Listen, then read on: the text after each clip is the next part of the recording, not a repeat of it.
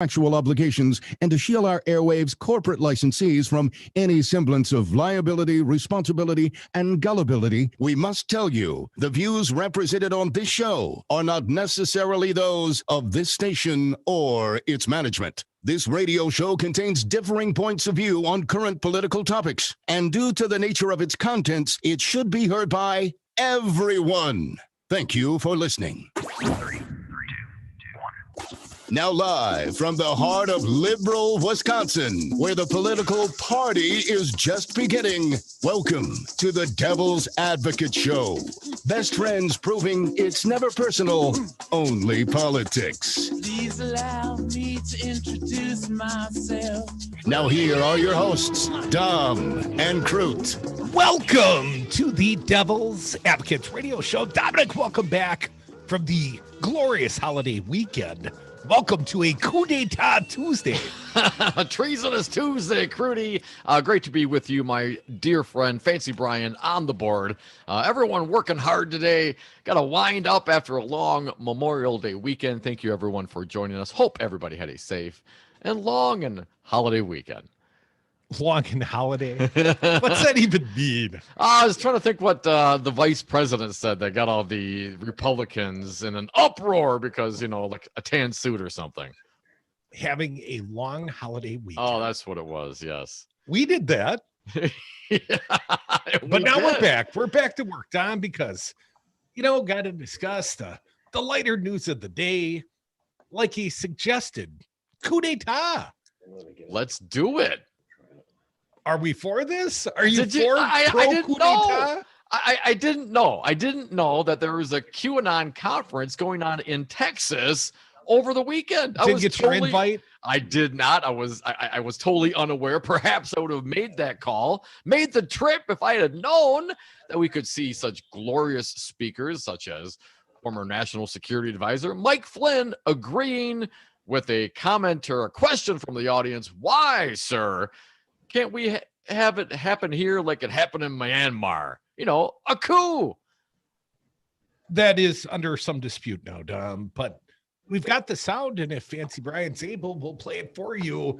Here he is, Michael Flynn, Lieutenant General, retired, disgraced, pardoned. Pardoned, yes. And pardoned. now on the speaking tour, apparently, you know, advocating for a coup d'etat, Myanmar style. Play it for the people. Cut one.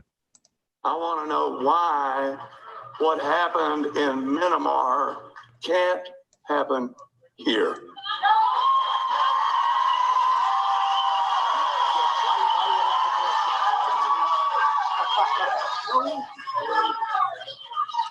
You know,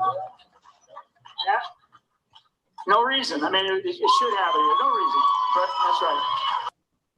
No reason. It should happen. Now, you know, you can try to backpedal all you want, Mr. Flynn, but those words came out of your mouth.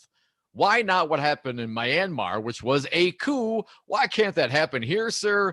No reason. It should happen. You find this troubling, this discussion of domestic coup d'etat, Dom? Like you think it's a bad thing? I think that's generally a bad thing. To overthrow the legitimate government of the United States with a military insurrection. Yes, I think that's a terrible precedent. And again, we've talked about this.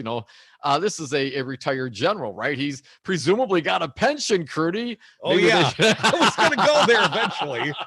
Maybe they should cut him off from his pension. Hell, if you're going to endorse a coup as a former lieutenant general or whatever he was, as a former national security advisor to the president, and then, of course, as mentioned, a pardoned, disgraced criminal, there should certainly be some repercussions for that. I got a little bit here from the Raw story, Dom.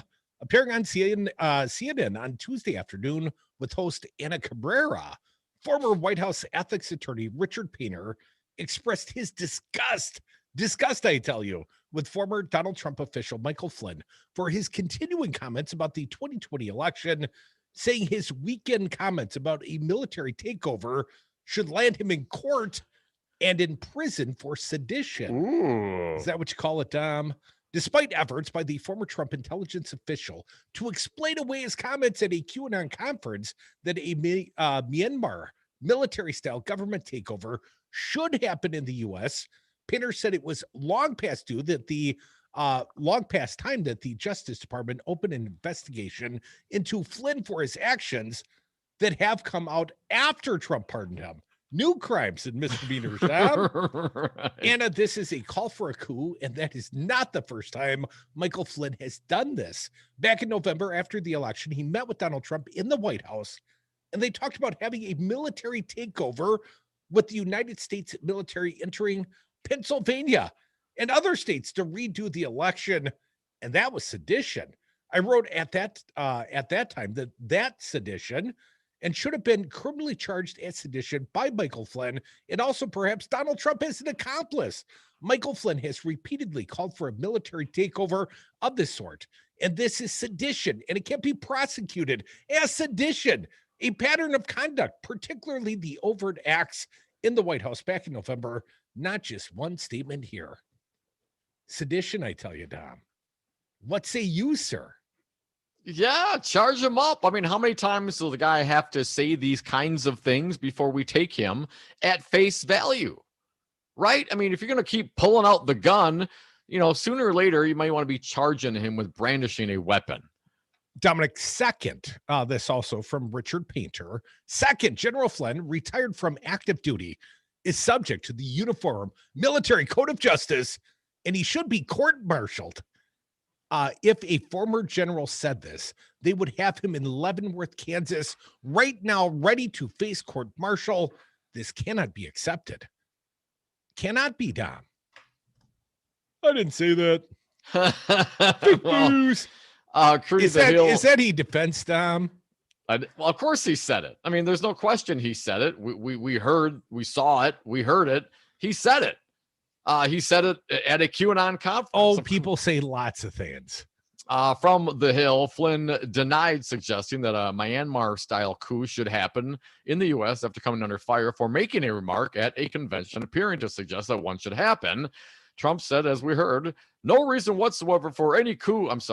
Flynn said in his Telegram post on Monday, quote, no reason whatsoever for any coup in America, and I do not and have not at any time called for any action of that sort. Just answering questions. So I'm going to put Flynn down for coup d'etat.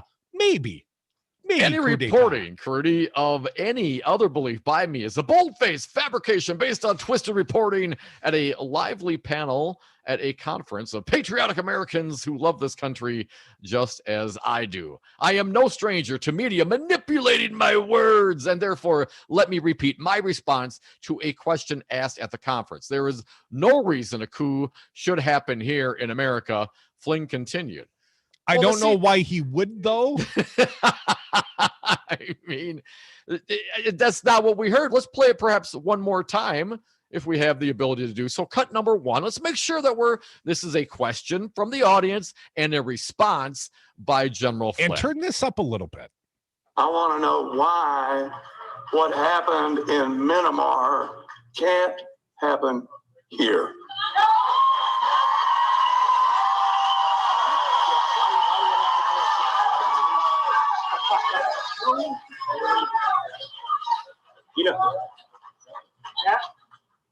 No reason. I mean, it should happen. No reason. But that's right. No reason it should happen. No reason it should happen here.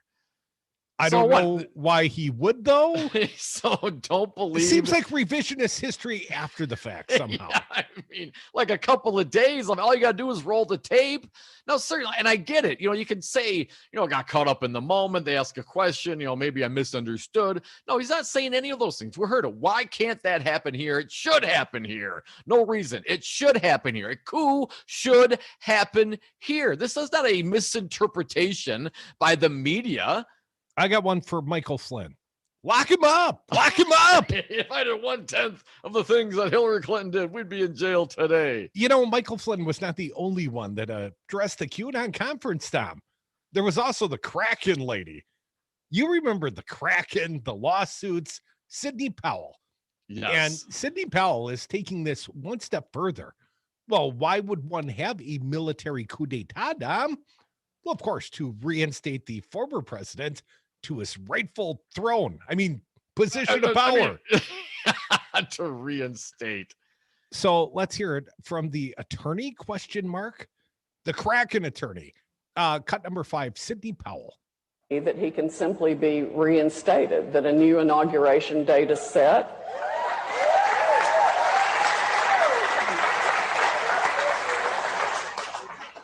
And Biden is told to move out of the White House, and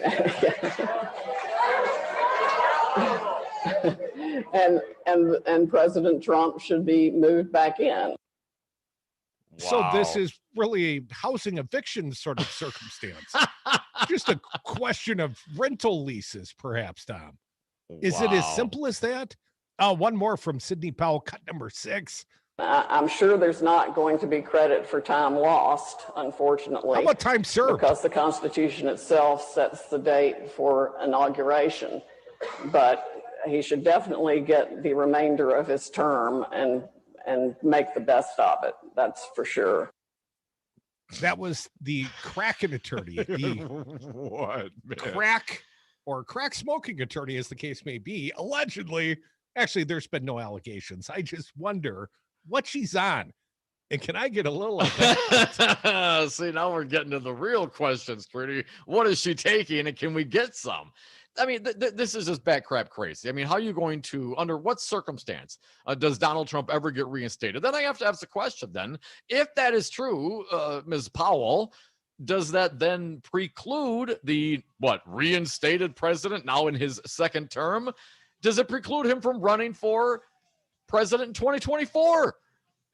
My understanding, reportedly, Donald Trump is telling associates he expects to be reinstated by August. So that's when the indictments are coming down, huh? Between now and August? Yeah. Well, that is the prediction of the former fixer for Trump, Michael Cohen. Come back with us. It's a Tuesday that kind of feels like a Monday. Getting used to it. We're going to have some fun today. You can always be a part of this big program. 844-967-2789.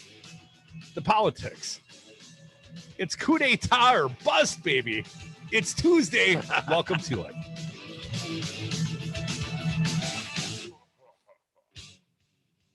If I did a tenth of what she did, I would be in jail today. The mood of the crowd was positive and festive. Lock her up, lock her up. If you came across someone struggling with hunger, how would you recognize them?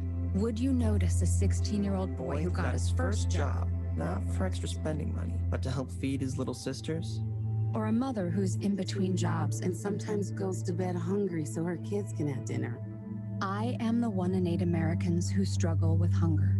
I am hunger in America. Hunger can be hard to recognize. Learn why at IamHungerInAmerica.org. Brought to you by Feeding America and the Ad Council. President Biden's American Jobs Plan would invest in clean energy jobs, move the country towards clean power, and create millions of good-paying jobs for families like yours. It's the most progressive plan to create American jobs in decades. Members of Congress need to hear that this plan would help you and your family. Join Move On's fight to help working families. Text ACT to 668-366 to join Move On. Message and data rates may apply. Paid for by MoveOn.org Civic Action. Man, I love my kids so much. I once sat for 3 hours in the cold rain to watch her soccer team lose by 18 goals. I love my kids so much, I once used a tube to suck snot out of her stuffed nose at 3 a.m. You win. Love your kids? Love them enough to make sure they're in the right car seat. From toddlers to tweens, visit nhtsa.gov/the right seat to find the right seat for their age and size. Keep them safe. Visit nhtsa.gov/the right seat. Brought to you by the National Highway Traffic Safety Administration and the Ad Council. I'm not down for voter suppression in my state. No, right. This. It's got to be easy. It was great to have these options. We should have these options. We should have days off for people to go vote. We should expand the availability, the ease of our own citizens in this country to participate in self-governance. Republicans, why are you so opposed to that? Because they lose those elections. Listen to Devil's Advocates weekdays from 2 to 5 p.m.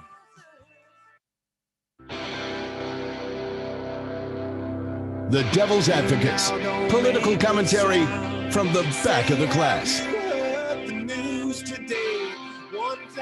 And we are back. Thank you for listening to the Devil's Advocates radio show. Phone lines are open for you, as always, our fair audience. Toll-free talk or text, hit us up at 844-967-2789. I'm not clear if there will be legal consequence for the loose lips of Michael Flynn. You know, lock him up and that kind of stuff. Sedition, perhaps the charge.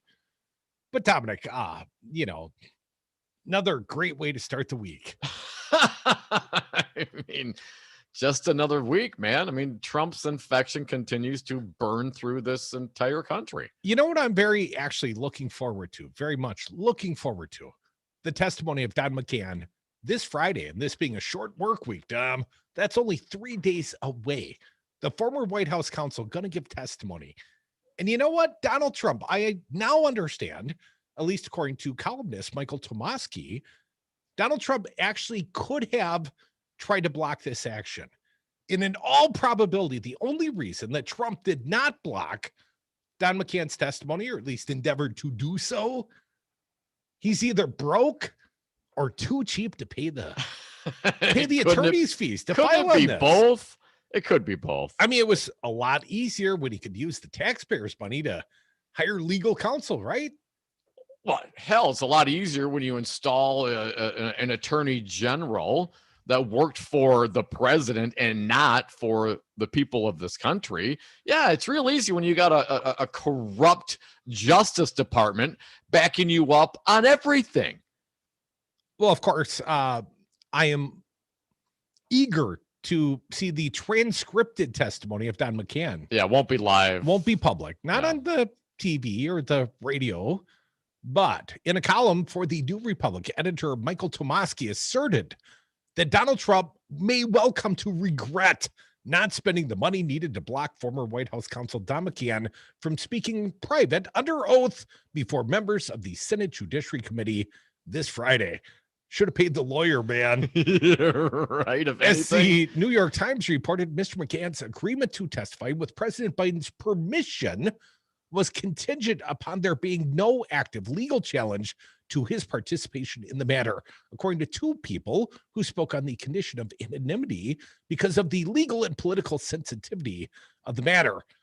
As longtime political observer Tomasky notes, Trump used the full force of his presidency and attorney-client privilege protections to keep McGann from answering questions before, but that was when his legal maneuvering would be paid for by the federal government.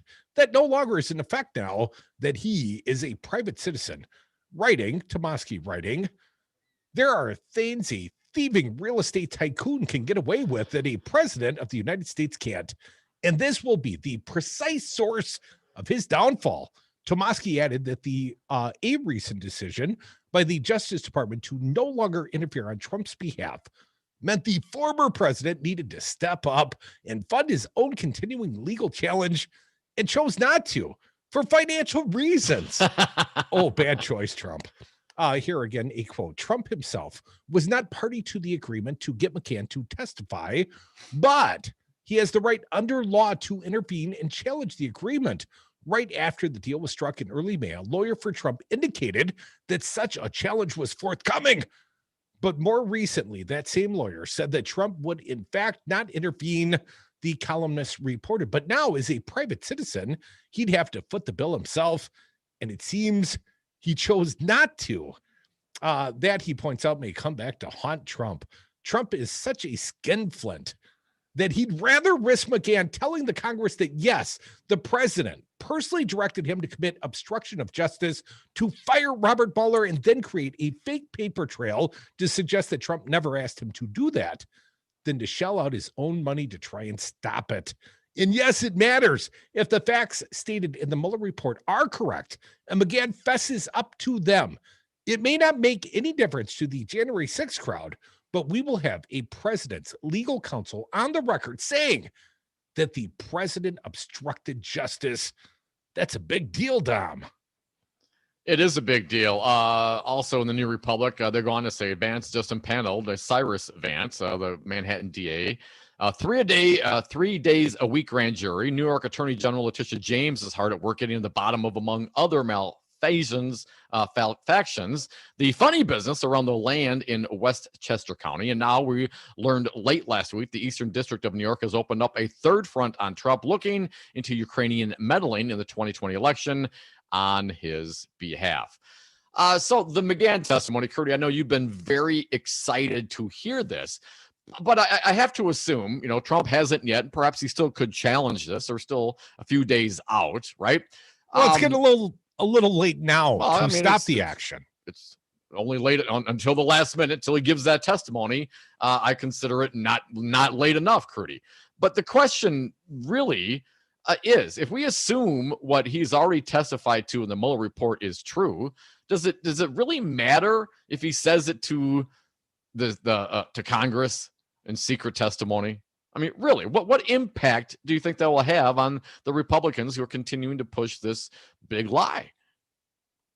Well, they would have to see it in person if they were on the Judiciary Committee, Dom. But come on, the White House counsel testifying that the president obstructed justice. He's already done that. That would move the football, Dom. He's already done that. I'm not clear that is what we believe the Mueller report lays out, Dom, but a lot of the Mueller report's still redacted. We still don't have a full accounting, and we still don't have the testimony of Don McGahn, and I've been waiting on that much more so than Mueller's weak, feckless testimony. He was afraid to step on any toes, and I'm not saying Don McGahn's not going to, be shrewd and quite brief in his answers if he's allowed to do so, but I'd say lots of open-ended questions. What did the president tell you to do? What did Trump say? No sort of yes or no. Don't let him, get pinned in the corner with a yes or a no. Open-ended, nothing but open-ended questions. And then a quick transcription, because inquiring minds want to know. Yeah, Dom, this will absolutely advance the ball. To what? Charges from Biden's or from Merrick Garland's Department of Justice for obstruction of justice? Well, couldn't he do that now? They got the Mueller report. He's got the unredacted version. They could do it right now. Dominic, after the reinstatement of Donald Trump, we can look forward to impeachment 3.0. Come back, more Devil's Advocates. Join us, 844-967-2789.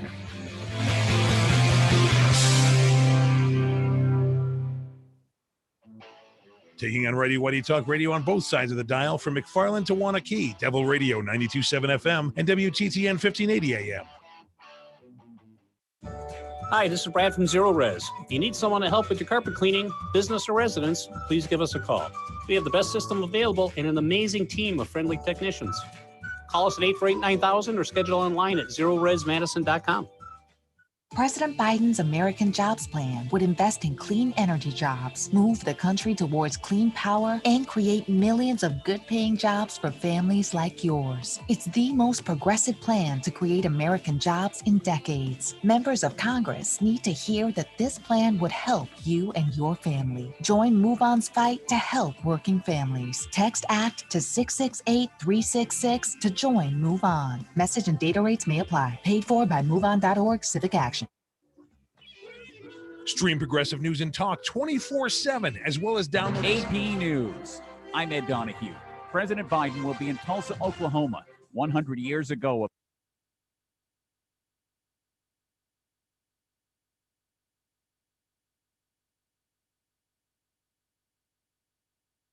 DeSantis has signed a bill barring transgender females from playing on public school teams intended for student athletes born as girls. Athletic teams or sports that are designated for females are open to females. And we're going to go based off biology, not based off ideology when we're doing sports. The new law, sure to be challenged as unconstitutional, inflames an already contentious discussion unfolding nationally as Republican-controlled states move to limit the rights of LGBTQ people. The state of Idaho was the first to enact a similar law last year, but it's in the middle of legal challenges. I'm Shelley Adler. The NCAA, which oversees college athletics, has said it has a long-standing policy that provides a more inclusive path for transgender participation in college sports. I'm Ed Donahue. Guys, you know that new Untucked shirt you've been eyeing? Well, you can save 25% on everything in stores and online with Untucked's annual Memorial Day event going on now. Untucked shirts are made to be worn untucked, so you can feel comfortable and look sharp all day. They're the only styles you need this summer. Untucked's Memorial Day sale is the time to save on bestsellers like wrinkle-resistant linen and cool short-sleeve styles to help beat the heat. Just visit untucked.com or any of Untucked's 80-plus stores to save 25%. Untucked, shirts designed to be worn untucked.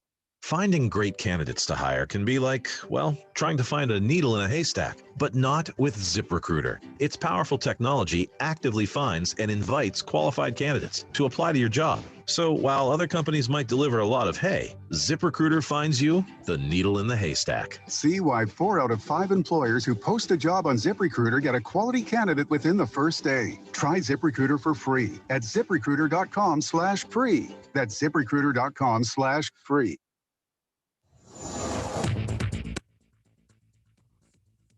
For Devil Radio 92.7 FM and WTTN 1580 AM, I'm Luke Mathers with your headlines for Tuesday, June 1st. The Wisconsin Economic Development Corporation and the Wisconsin Department of Revenue have invited 84,000 small businesses in Wisconsin to apply for $5,000 grants as a part of the Wisconsin Tomorrow Small Business Recovery Grant Program. The program was authorized by Governor Tony Evers to spend $420 million through the American Rescue Plan. After a slow start at the beginning of the state's vaccination rollout, the Wisconsin Department of Corrections is reporting nearly half of the Wisconsin prison population has been fully vaccinated against COVID-19. Forecast of sunshine with partly cloudy skies throughout the day, winds up to 10 miles an hour and a scattered shower possible, high today of 77 degrees. Partly cloudy skies expected to continue into the evening with an overnight low of 53 degrees. You're listening to Devil Radio 92.7 FM and WTTN 1580 AM.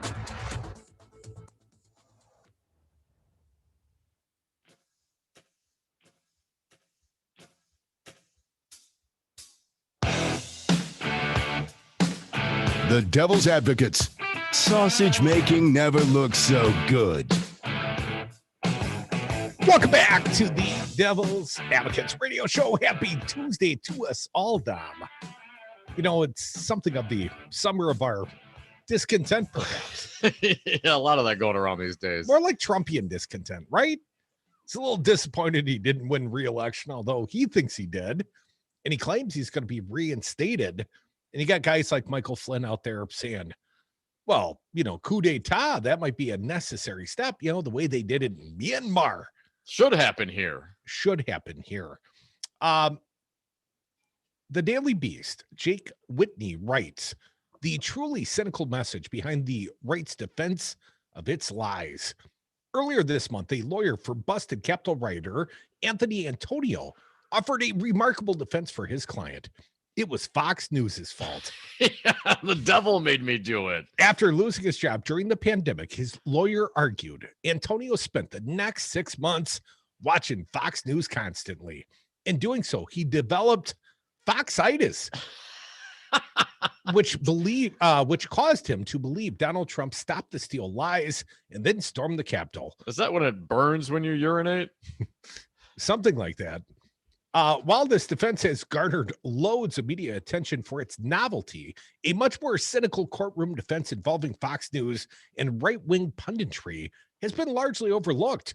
That defense, dubbed the no reasonable person defense, has been made by a string of prominent conservatives, including Sidney Powell. Now, we just talked about the Kraken lady, right? Yes, that Trump will be reinstated. That was the statement she was making over the course of the weekend. Here are a few of the others. Alex Jones, we know about him, and Tucker Carlson. It argues that no reasonable person would believe the statements they make, which ostensibly give them the right to say whatever they want, no matter how reckless or untrue. The no reasonable person defense is significant because it shows that conservative media stars and their networks, and even prominent conservative lawyers, are finally admitting that they are not reliable sources of facts. They are opportunists and entertainers first and foremost. Throw Joe Rogan on that as well. Well, Joe Rogan, I'd throw him He in a said the same different thing. category. Well, I am not a reliable source of information. I mean, that's what the guy said. Well, in Joe- his defense for being anti-vaxxy. Okay, sure, but Joe Rogan's not out perpetrating the big lie. Joe Rogan's not calling for a coup d'etat. That's a little beyond. And Joe Rogan does a podcast, doesn't have a Fox News show. I read on. Take Sidney Powell, Donald Trump's former lawyer. In March, Powell sought to dismiss a $1.3 billion defamation suit filed against her by Dominion Voting Systems. Her lawyers argued that no reasonable person would conclude that the statements Powell made were truly statements of fact. The statements the motion referred to were Powell's claims that Dominion engaged in widespread conspiracy to rig the 2020 presidential election for Joe Biden by, among other things, electronically switching votes cast for Trump to Biden. Those statements were repeated constantly by Fox News and other right-wing outlets, doing untold damage to our democracy by helping entrench the fallacy that the election was stolen. And Dominic, in parentheticals, it reads, polls show most Republicans still believe this. As Orwellian as Powell's defense sounds, she is a lawyer after all. It was just the latest attempt by a prominent conservative to use this argument to avoid responsibility for making potentially libelous claims. Given the enormous influence Powell by representing Trump and these other conservative stars hold on the Republican electorate, the essence of the argument is jaw-dropping. They are arguing in a court of law that they should not be held accountable for their statements because most people should know that their statements are not true. Whether their viewers and listeners are reasonable is another matter. But one need only look at Antonio and the Capitol riot to know that ludicrous, baseless statements are often widely believed. Crudy Alex Jones is another example. In April of 2017, Jones, the host of InfoWars, was in a heated custody battle with his ex-wife, Kelly. In making her case against Jones, Kelly argued that Jones was not a stable person and that his manic rants, which included claims that the Sandy Hook mass shooting and moon landing were staged, were often overheard by their children since Jones broadcast from home. But Jones's lawyer argued that his on-air rant should not be taken seriously because he was, in fact, a performance artist who was merely playing a character. To judge Jones based on his on-air personality, his lawyers argued, would be akin to judging Jack Nicholson based on his performance as the Joker. But Jones, of course, is not Jack Nicholson, nor some random shock jock with a handful of listeners. His fans consider him a valued source of political information. His website, InfoWars, garners 10 million monthly visits, which is more than some highly respected mainstream outlets receive. In 2015, Donald Trump appeared on Jones' show and told him that his reputation was amazing. Jones even helped fund the rally that occurred before the Capitol riot. So, however earnest or disingenuous Jones's public proclamations, they can't be disregarded as harmless performance art. But the question remains, does Jones believe what he says? The answer can be found not only in his custody defense, but also in the apologies he's made. After Jones helped spread the Pizzagate conspiracy theory, for example, which claimed that Hillary Clinton and other Democrats were running a sex ring out of a D.C. pizzeria called Comet Ping Pong, the owner of the pizzeria threatened Jones with a libel suit. Jones not only apologized, but retracted his allegations. What? Then, after families of Sandy Hook victims forced Jones to undergo a sworn deposition, Jones acknowledged that the shooting was real and claimed that he had been suffering from a form of psychosis when he denied it. Temporary insanity. That's exactly it. The devil made me do it. One must conclude that Jones's custody defense was accurate. He is a showman and an opportunist and should not be taken seriously. On a broader level, it's time to admit once and for all that this is an apt description of the entire conservative political media conglomerate. Fewer and fewer serious thought leaders occupy positions of influence on the right. People like the aforementioned and so many of their colleagues are the ones with the stranglehold on the Republican electorate, and they do not exist to enlighten. They exist to sell a product to a demographic that craves a particular worldview. This is not breaking news, of course, but it's noteworthy that some of the most influential conservative pundits are finally admitting it, even if it's being forced out of them in a court of law.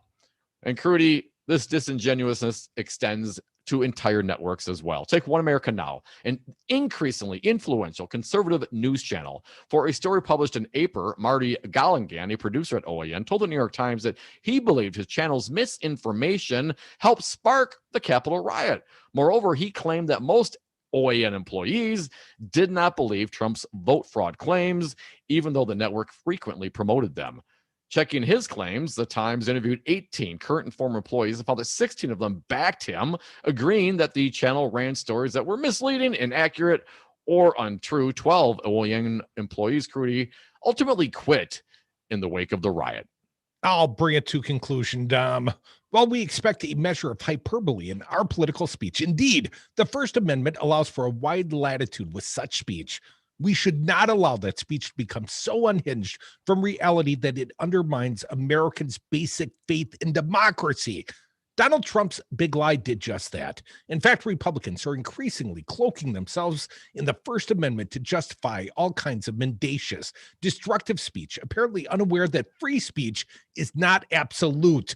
Just as you can't yell fire in a crowded theater, you should not be allowed to yell over and over on popular media outlets without evidence and for cynical political purposes that a voting machine company rigged an election. Because in the end, what's a worse consequence? A mad rush for the exits in a darkened theater or an attempted coup that kills 5? And spreading this big lie, Trump has abided people like Powell, Jones, Carlson, Rudy Giuliani, Janine Pirro, Lou Dobbs. Those last 3 are being sued by Smartmatic, another voting machine company, and like so many like them. But again, they are entertainers and lackeys, not serious commentators. The evidence, indeed, their own courtroom admissions is increasingly bearing this out. One more example bears repeating. In September of 2020, a federal judge dismissed defamation suit against Fox News brought by Karen McDougal, the former playmate who claimed she had an affair with Trump. What prompted McDougal to file the suit was Tucker Carlson's on-air claim that she had attempted to extort Trump by alleging the affair. But Fox's lawyer succeeded in getting the suit tossed by arguing that Carlson's statements are not reasonably understood as being factual. U.S. District Judge Mary Kay Viscosil agreed, saying that given Mr. Carlson's reputation, any reasonable viewer arrives with an appropriate amount of skepticism about the statement he makes. Tucker Carlson has been widely mentioned as an early frontrunner for the 2024 presidential nomination. The Republican one, right, Dom? An appropriate amount of skepticism, indeed. Wow. The Daily Beast, Jake Whitney reporting from yesterday. I'd like to use that defense when I say anything from here forward. I'm just an entertainer, Dom. You know, you're not going to plead the temporary and psychosis or temporary insanity? Well, you do make me crazy sometimes. But no, if we're just entertainers, Dom, and we can't be held responsible for any of the words that come out of our mouths, truth should not encumber us going forward. It's like the Joker, right? We're like Jack Nicholson. We're actors. We're entertainers. Really? Is that it? I mean, how do you? And I guess, you know, as this applies to us, let's put aside the conservatives for a moment. I thought it was a great piece and kind of highlight some of these issues. You know, they're not saying, hey, don't believe us. We're just, you know, pulling your chain up here for ratings. They're saying that in court. But they say entirely different things on their quote unquote shows, on their entertaining platforms. But Crudy, I mean, how do you view yourself in this regard? I mean, you know, obviously not conservative commentators, Crudy, but are you an entertainer? Are you a news provider? How would you classify yourself? I see myself as more of a Renaissance man, sort of an all of the above approach. Can it be all of those things? Well, of course, I try to be entertaining. You know, I'm trying damn hard to be clever and funny and no doubt crack your ass up once in a while. That's all part of the shtick here. But these are the very same conversations we were always having, right, before we had a radio show. And the only real accountability we had was to hold the other guy accountable, because I'm trying to win these arguments with you. And if I'm spewing false facts, you generally correct me because you want to win the argument, right? Right. So it's sort of an instant fact checking. At least it's an instant argument, contrarian viewpoint. We Sure. offer you that if nothing else. So many of our conversations are driven by opinion, Dom, but I'd like to think they're all founded in fact and sourcing. We go to sources. We read other people's articles. I know some don't love us when we read aloud, but we're offering you source and insight and materials, not just opinions and made up points of view that certainly sometimes help us we offer serve our political other, point of view. Other people's opinions. No doubt there is a difference between those opinions. But only and if they pure support my journalism. opinions. Well, or you don't use them, right? You find something that supports your point of view, and perhaps you can find someone else that supports, they can find other information that supports their point of view. But for Tucker Carlson to, sit up there and get out of the lawsuit, all the libel he was putting on McDougal, for them to say, well, it's not reasonably, anything he says is not reasonably understood as being factual. I mean, that's the get out of jail free card. That don't believe what I'm telling you.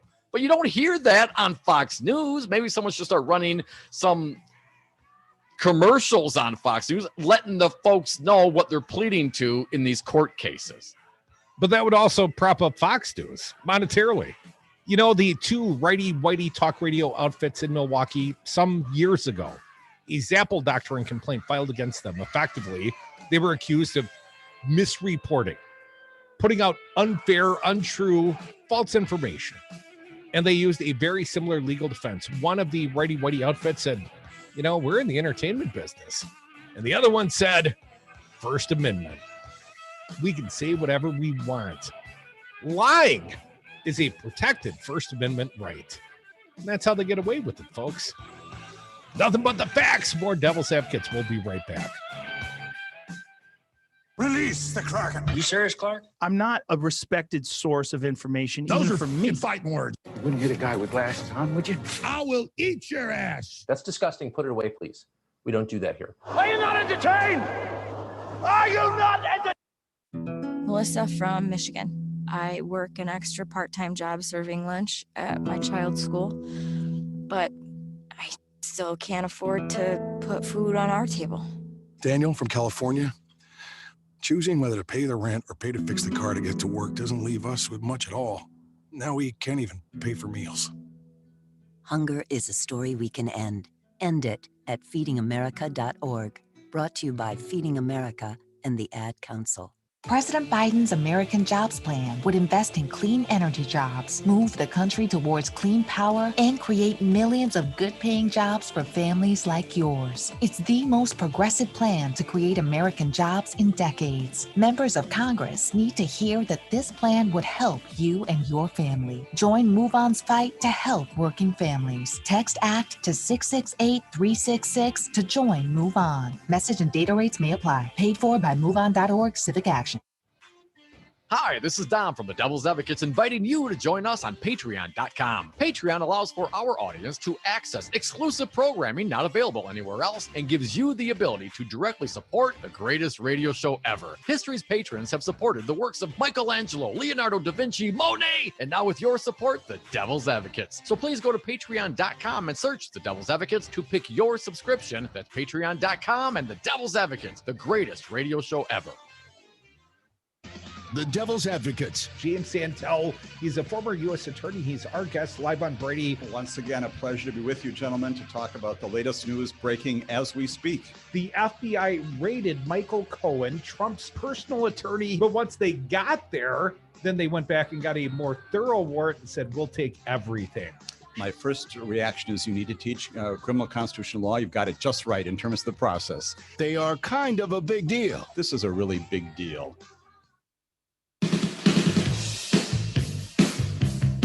The big and tall of political talk. Tom and Krutz are the Devil's Advocates.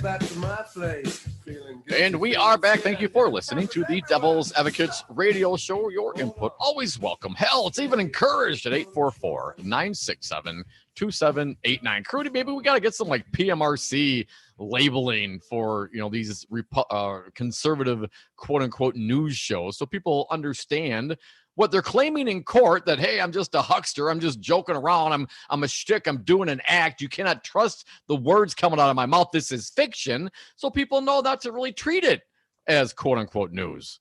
What does PMRC mean? The Parents Music Resource Center. That was the Tipper Gore thing, like back in the 80s when they tried to label all the music.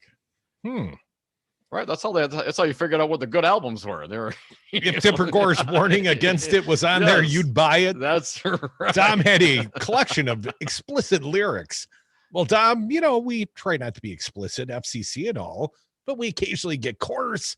In fact, we nominate and award a D-bag each and every day. Damn near, at least. And Dom, I've got an early nominee. Oh, you do? Over at the long holiday weekend, Kamala Harris sent out a tweet, picture of herself, said, enjoy the weekend, right? And Republicans said, how dare she? Nikki Haley, the former governor of South Carolina, had to go at Vice President Kamala Harris on Sunday over Harris's well wishes for a long holiday weekend. Harris shared a tweet on Saturday with a photo of herself and the message, enjoy the long weekend. That's the how dare she part, Dom. Nikki Haley sent out a accompanied tweet, unprofessional and unfit. Now, I saw Scott Walker, the Wankinator here from the state of Wisconsin, the former gubernator and failed presidential candidate, put out a similar outrage tweet. This one, he panned a cemetery and said, this is the real meaning of Memorial Day. It's not about the long weekend. And then he went for a jog and, put video of himself jogging on the social medias. But anyways, Harris's tweet on Sunday morning, hour before Haley's criticism about the meaning of the national holiday. So she had, in fact, tweeted about Memorial Day. Throughout our history, our servicemen and women have risked everything to defend our freedoms and our country, Harris said. As we prepare to honor them on Memorial Day, remember their service and their sacrifice. And for her part, Haley had not tweeted about Memorial Day as of Sunday night, but I did understand, Dom, she did enjoy a beautiful beach day on Monday in honor of the fallen veterans. Talking about Nikki Haley. So I nominate her as D-bag of the day. Papa's got a brand new D-bag. Talk about virtue signaling. You know what I mean? Everyone's talking about the Republicans. Oh, you're wearing a mask. You're virtue signaling. You fake patriotic Republicans who would criticize the vice president because you didn't say the entirety. I mean, she have to say something about Memorial Day and the troops and the fallen soldiers every time she tweets during the day. Or you could have looked at her tweet stream and recognized that, yes, she did in fact acknowledge what the holiday, what Memorial Day is about. So yeah, Nikki Haley, total D-bag. Well, Memorial Day never means more than when some chicken hawk Republican tweets about it, Tom. Right. See what happens when you ask the same people about, have a happy holiday. Enjoy your happy holiday. Oh my God. It's a war on Christmas, man. Crudy, I have another. Oh, do tell. I have one here. Rep Louis Gohmert. Oh, that guy. I was going to throw him out as well, so I'm glad you beat me to it.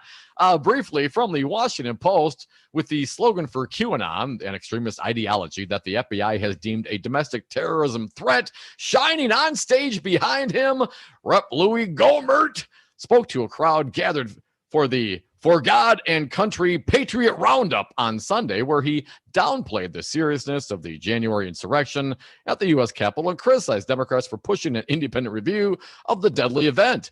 Gohmert suggested that it wasn't just right-wing extremists rioting in the Capitol, even though federal officials have consistently debunked claims that leftist activists played a role in the attack. He also suggested that the insurrection shouldn't be a serious concern because the United States has weathered worse, including foreign attacks. Quote, some of us think Pearl Harbor was the worst attack on democracy. Some of us think 9/11 was the worst attack. Some of us think that those things were worse attacks on democracy.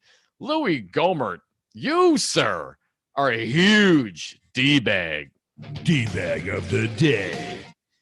Dominic, I've got one more. I think it even tops Gohmert. And this one's sort of a good news story So it's sort of a win-win. Yeah. All right. Found this over at the Raw story. On Tuesday, Newsweek flagged a viral story making the rounds on Twitter and TikTok in which instant karma befall 3 boaters who harassed a family sailing with a gay pride flag on Moses Lake, Washington. Did you see this story? Yeah. A Twitter user at Retro Ushi, who identifies as trans and queer, told the story on social media and said, "These people harassed my family because we were flying gay pride flags in Moses Lake, Washington, by racing around us and shouting gay slurs. Then their boat literally blew up." Hashtag karma is real, they added. And just one more tidbit to really drive the karma in there. The driver literally shipped his pants, Dom. The guy apparently crapped his pants, and everyone saw when his shorts fell off in the water. Oh, Shit my pants. No. Ultimately, the offending boaters were rescued and police doused the fire after the vessel had been charred black. According to Retro Yushi, and the most likely cause of the fire was that they were driving around us so roughly, they either damaged their carburetor or took in water and stalled, then fumes built up, and when they tried to speed away, the fumes ignited. Ahoy! Have you seen the video, Dom? It's splendid. It's fabulous. Was it a pontoon? I mean, it didn't look like a huge boat. It looked like a small, No, it looked like a smaller motorboat, and he's yeah. circling around, and you see him giving the finger, some lady on the back, and then the whole boat burns down. So you're being D-bags, and then karma is a bitch in real time, and you ship your pants. I would say God smote them. I would say, all things considered, that's a win-win for D-bag of the day. Absolutely. We got time for a caller? D-bag of the day. Let's sneak Mark in. Mark from the Sack, welcome back. What do you got? Hey, Mark. Well, that story was pretty precious there. That I'm wondering if alcohol was involved in that Always. boating incident. And it just, these guys are lucky Biden is not as bad as they claim he is, because otherwise, that Michael Flynn, Sidney Powell, and all these guys, trying to stir up for another insurrection. I mean, Michael Flynn was actually calling for another insurrection. He's calling for a military coup. The guy should be, he should already be before a court-martial board and maybe shipped on to Gitmo or shot at dawn. If any of those things happen, I bet he'd ship his pants. Thanks for the call, Mark, sorry to cut you short today. Try us again tomorrow, each and every weekday. Devil's Advocates, Hour 2 is next. Many more of your phone calls. Welcome at 844-967-2789.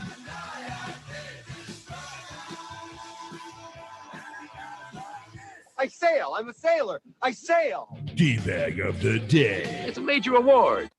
President Biden's American Jobs Plan would invest in clean energy jobs, move the country towards clean power, and create millions of good-paying jobs for families like yours. It's the most progressive plan to create American jobs in decades. Members of Congress need to hear that this plan would help you and your family. Join Move On's fight to help working families. Text ACT to 668-366 to join Move On. Message and data rates may apply. Paid for by MoveOn.org Civic Action. This is Dom from the Devil's Advocates, inviting all our patrons to join us for an exclusive live broadcast at one of Hawk's finer neighborhood bars, the Jade Monkey Cocktail Lounge, located at 217 Cottage Grove Road in Madison on Tuesday, June 15th. Seating is limited, so please go to patreon.com, search for the Devil's Advocates, the greatest radio show ever, and sign up to be a patron. Join us June 15th, 2 to 5 p.m. at the Jade Monkey in Madison for a live broadcast, then stick around for the political party open to the public 5 to 7 p.m. See you then. You are listening to WTTN Columbus, W224EG Madison, always streaming at doubleradio927.com. AP News. I'm Ed Donahue. President Biden is in Tulsa, Oklahoma. He was told by Michelle Brown Burdick's about the massacre 100 years ago in Tulsa in the area known as Black Wall Street. This land where we stand now is considered sacred ground. This was once home to Black Wall Street. In this image, which is dated 1917, you can see Black-owned businesses lining the streets of Greenwood. Press Secretary Karine Jean-Pierre says the president is set to announce new measures to help narrow the wealth gap between blacks and whites and reinvest in underserved communities. Frankly, he plans to discuss his shared sense of frustration and pain that justice has been denied to these families for so long. In Chicago, over the 4-day weekend, Memorial Day, there were 4 murders, which was the lowest in 10 years. Police Superintendent David Brown says there was a big drop in the number of murders in May. For the entire year, there's been more murders in Chicago than this time last year. There's been a shooting at a Los Angeles County Fire Department station. A home about 10 miles from the station is on fire, and there's a heavy police presence. It's unclear if it's connected to the shooting.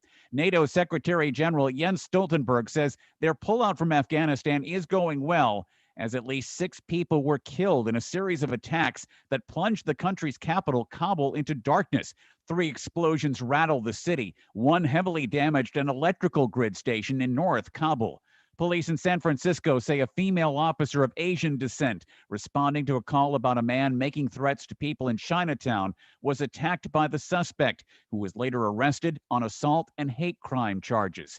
Grammy-nominated rapper DaBaby is being questioned by Miami Beach police regarding a shooting that wounded 2 people. No arrests have been made. Stocks have been wobbling up and down ahead of the closing bell. This is AP News.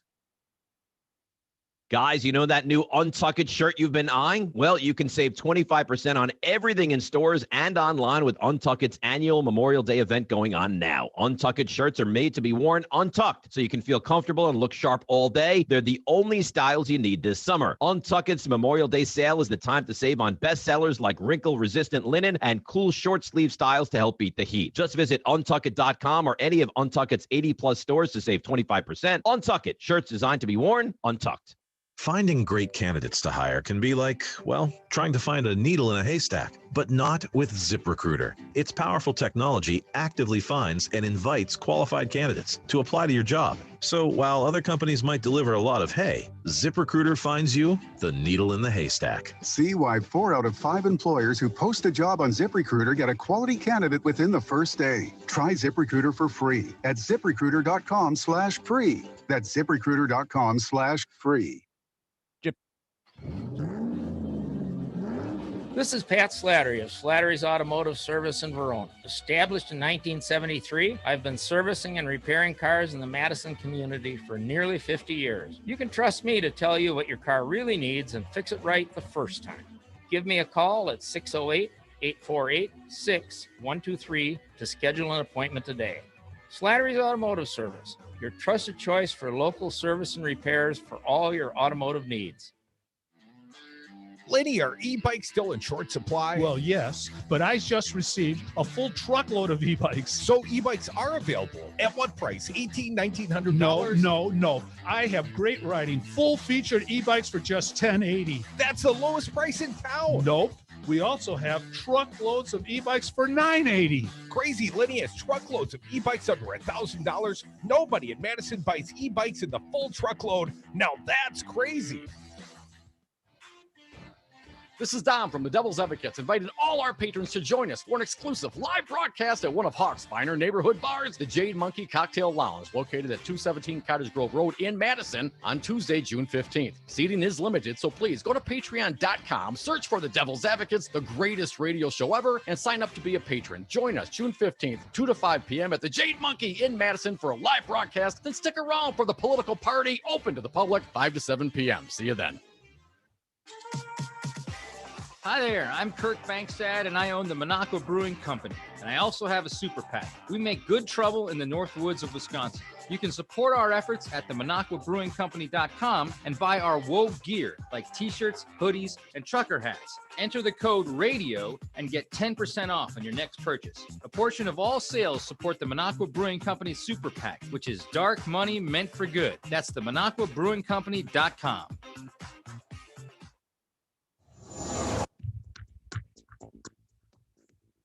For Devil Radio 92.7 FM and WTTN 1580 AM, I'm Luke Mathers with your headlines for Tuesday, June 1st. According to the Wisconsin Hospital Association, the state is reporting the lowest number of active COVID-19 hospitalizations since the association began tracking that information at the beginning of the pandemic in April of 2020. As of Monday of this week, 186 Wisconsinites were hospitalized due to COVID-19, with 74 of those patients in ICUs. The current low is a 92% drop from the state's peak of 2,277 hospitalizations back in the middle of November of last year. Dane County's COVID-19 restrictions, including the mask mandate and indoor capacity limits, are set to expire tomorrow, June 2nd. Forecast of sunshine with partly cloudy skies throughout the day, winds up to 10 miles an hour, and a scattered shower possible. High today of 77 degrees. Partly cloudy skies expected to continue into the evening with an overnight low of 53 degrees. You're listening to Devil Radio. Warning, you are about to listen to the greatest radio show ever. And due to contractual obligations and to shield our airwaves' corporate licensees from any semblance of liability, responsibility, and gullibility, we must tell you the views represented on this show are not necessarily those of this station or its management. This radio show contains differing points of view on current political topics, and due to the nature of its contents, it should be heard by everyone. Thank you for listening.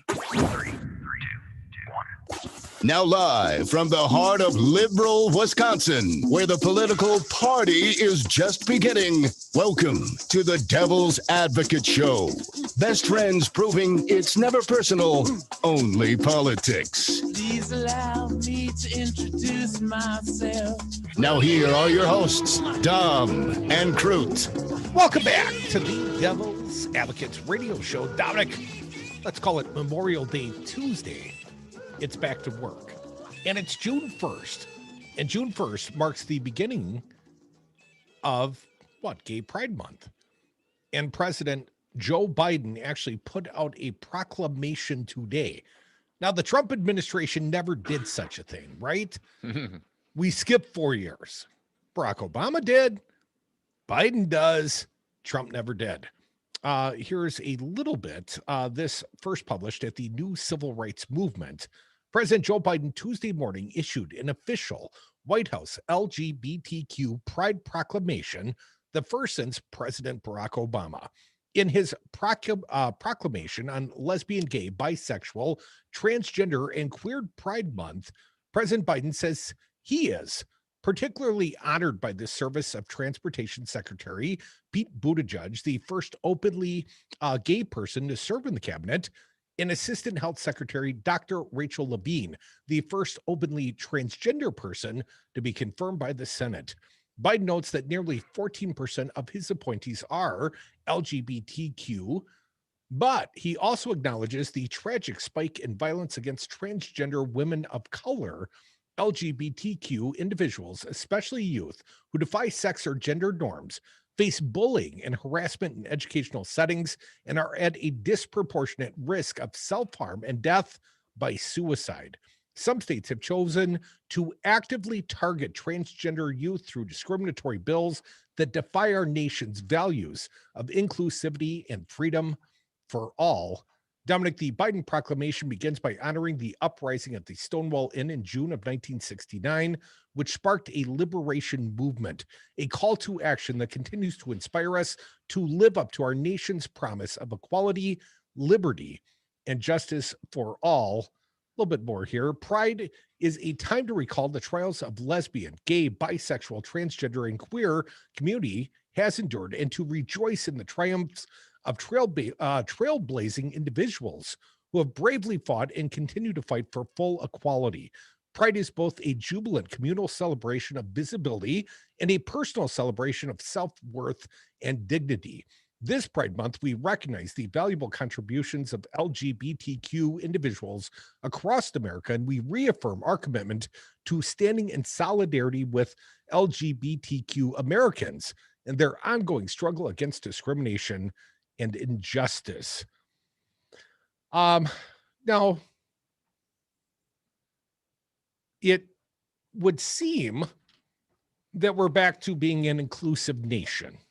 At least we've got proclamations now, right? We got a different administration, certainly, and this guy appears to be more inclusive than the former guy, certainly. But well, here in the state of Wisconsin, we've got the pride flag flying over the Wisconsin State Capitol again today, care of Tony Evers, the Democratic governor.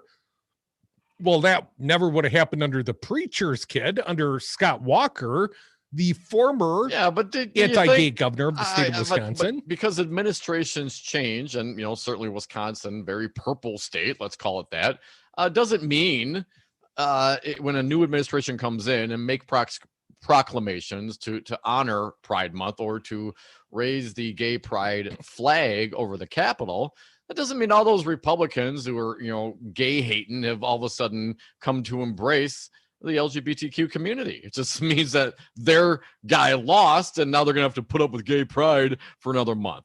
I'd like to think that we're becoming more inclusive. I mean, I think certainly as I've gotten older as a kid, kids are terrible, man. I mean, I feel really bad for any of the youth, LGBTQ youth, that really has to grow up, and it's better now than it was, but kids are brutal, man. So that is really something tough to deal with. And we also have, of course, a society driven in large part, to my perception, by selecting religious text to discriminate and saying that it's my religious freedom to discriminate against people that I don't think should have the same life that I want. We've got a constitutional amendment on the books here in the state of Wisconsin, passed in 2006.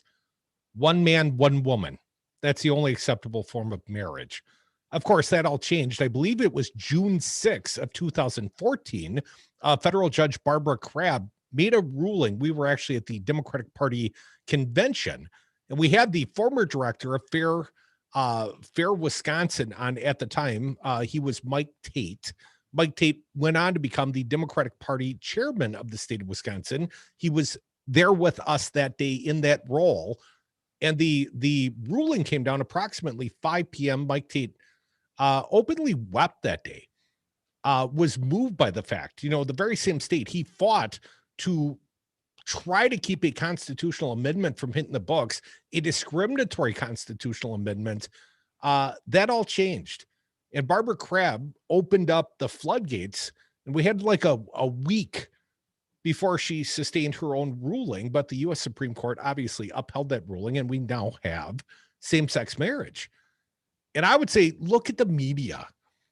I mean, I've seen way more gay couples and way more biracial couples in the last 2 years than I've seen in my entire lifetime combined. Well, when you say on media, television ads, on things ads, like commercials, advertisements, okay, commercials, gotcha, yeah, and certainly, and it's always a little strange when you see the corporations embrace it. I saw some funny memes in that regard, but no, I mean that to normalize it, quote unquote, stick it in a commercial makes it a whole lot more normal, but that's still it infuriates the religious right. The evangelicals are just beside themselves. I can't imagine it's so sinful for two gay people to get married. I just don't understand what the big issue is. I mean, if two people decide to get married, they're not making you gay. How does this impact the conservative thought whatsoever? It's not them. They don't have to deal with it. It's so what? Let people get married. Why is there such an issue with the conservatives around this topic? And of course, historically so. Well, it's religion, man. Well, it's Leviticus, and a man shall not lie with a man. And of course, they use that as justification. The hate on the gays, because that's not what Jesus did. Jesus never said, hate thy brother that lays with his brother. That wasn't Jesus's teachings. That's not coming from the biblical Christianity, unless, you look back in the Old Testament, and there's a lot of things forbidden in the Old Testament, as we've talked about, the mixing of the linens and the wools, eating of the shellfish. Also in Leviticus, man, you kind of forget about that one. Plus, the ones later on have a little bit of context to them. It's lying with each other in lust rather than in love type of thing, rather than a homosexuality type of situation. It's total different context. The Bible is completely way off. And if you're going to take one thing seriously, take them all seriously, or take none of it. Exactly. just stop. But the one thing I found out, they really, really, really care about other people's genitals so much. Yeah. Why is that? I mean, I don't understand why does this have to be such an issue in this country? I mean, like Europe looks at us like, come on, sexual repression's kind of baked right in the religious cake. well, dude. I no doubt, no question about it. You know, heaven forbid you have Sex any, is sinful. Yeah, you have Self-sex any is lust. very sinful. And God knows when you masturbate. I mean, it's just ridiculous. And we're talking about I'm not blind yet. Individual peoples and people and their freedom to exist, right? Their rights to exist in the same manner as any other person. That's equality. Well, what is it, Republicans, conservatives, that gets you so confused about the concept of equality? There's only one thing worth being equal to, and that, of course, is white male heterosexuals. Yeah. They don't want others to be equal with them, Dom. They prefer the dominance over the females and the gays and the people of color. They prefer their higher point, you know, in the whole pyramid of society. They've liked it that way for so very long. If they lose that sort of entitlement, Dom, you know, it feels like they're losing something. It's all conceptual anyway. I mean, how is my life any different if two gay people get married, right? What is it about my perceptions of reality and how the world works, whether or not I agree or disagree? That does not, it affects me not at all, like literally zero. I don't have to go to the wedding. I don't have to provide a gift. You know, being gay isn't contagious. What is it about this issue for Republicans? Someone And could now Donald force Trump, them to bake a cake with two gay guys on top. well, they had no problem with when Mrs. Trump, when Melania was laying naked with her girlfriend taking pictures. That was all right. Well, right? that's sexy. Well, the implication is lesbian love, right? Certainly it is. Well, then what? So that's the good kind of gay. The women, and the bad kind of gay is the man. I mean, this is what is this Republican men thought, or is this Republican conservative thought in its entirety? Do conservative women think that Melania doing a photo shoot, laying naked and engaging with other naked women, is that something that they support? Well, she's the classy one, Dom. Yeah, I know. I could see her bare arms. Folks, you are listening to the Devil's Advocates radio show. It's gay pride. She's just expressing it, Dom. Is that what it photographically? I bet she'd prefer to lay with that woman than, you know, former President Mushroom Top. I have no doubt about that. Folks, come back with us. You know, most of it, Dom, I suspect. So many of the self-loathing, closeted gay Republicans, you know, they just feel a little queasy because it turns them on a little bit. And they don't want to admit to those kind of sexual feelings. It's okay. No, I've just got a wide stance. Come back with us. Wide stances, welcome here at 844-967-2789.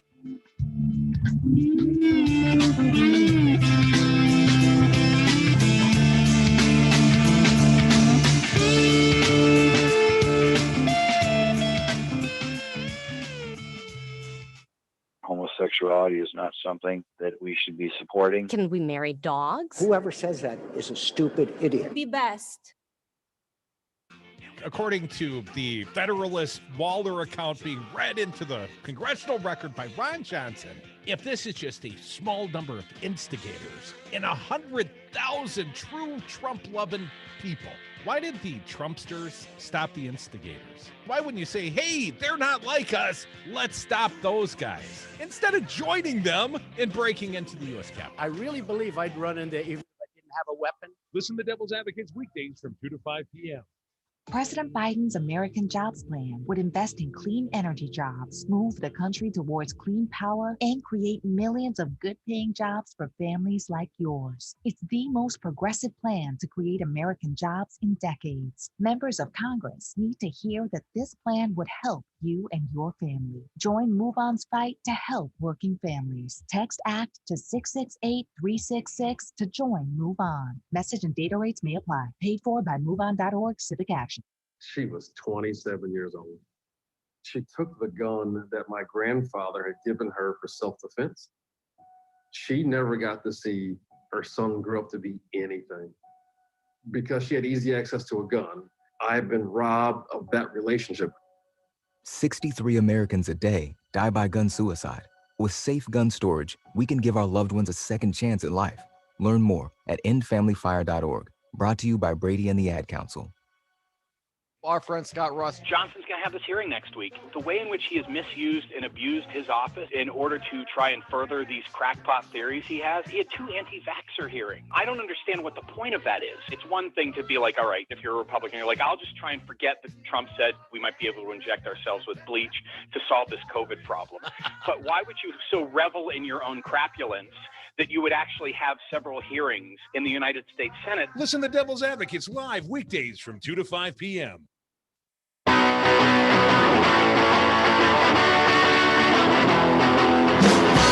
havoc on America, just like they wreaked havoc on Wisconsin. Dom and Krutz are the Devil's Advocates. And we are back. Thank you for listening to the Devil's Advocates radio show. Phone lines always open, 844-967-2789. Dominic, I want to play some sound of the president, Joe Biden, honoring the fallen on Memorial Day. This sound from yesterday. I suspect many of our listeners weren't watching the news. It was a holiday, long holiday weekend. Let's play it for the people. President Joe Biden, Arlington Cemetery, cut number 10.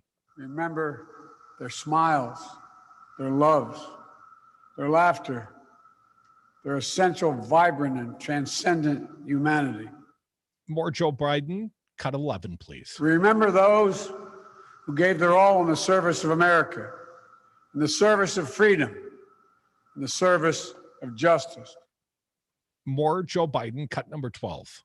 I know the incredible pride you felt seeing your loved one wear the uniform of our country, and the pride they felt wearing it. America is effectively the greatest experiment, cut 13. Here on these gentle rolling green hills and across America and around the globe lie buried the heroes of the greatest experiment the world has ever known. Now, those fallen, Dom, defended democracy. We've taken a different trajectory here under Donald Trump and, the big lie, but Joe Biden honors those that defended democracy. They weren't Trumpsters, not most of them, cut 14. Democracy must be defended at all costs, for democracy makes all this possible. Democracy. That's the soul of America. More from Joe Biden at Arlington National Cemetery yesterday. Cut 15, please. The soul of America is animated by the perennial battle between our worst instincts, which we've seen of late, and our better angels. Between me first and we, the people. President Joe Biden yesterday at Arlington, the rule of the people, not monarchs. Some words we desperately need to hear these days. Let's play cut 16, please, Brian. Democracy means the rule of the people. The rule of the people. Not the rule of monarchs. Not the rule of the moneyed. Not the rule of the mighty. Literally, the rule of the people. We, the people. Joe Biden, cut 17, please. In remembrance lies not just our history, but our hope. Not just our solemn remembrance, but our renewed purpose. Not just our solace, but our strength. And protecting the troops, President Biden, cut 18. May God bless the United States of America, and may the light perpetually shine upon the fallen. May God bring comfort to their families, and may God protect our troops today and always. Cut 19, our democracy in peril. Democracy itself is in peril, here at home and around the world. What we do now, how we honor the memory of the fallen will determine whether or not democracy will long endure.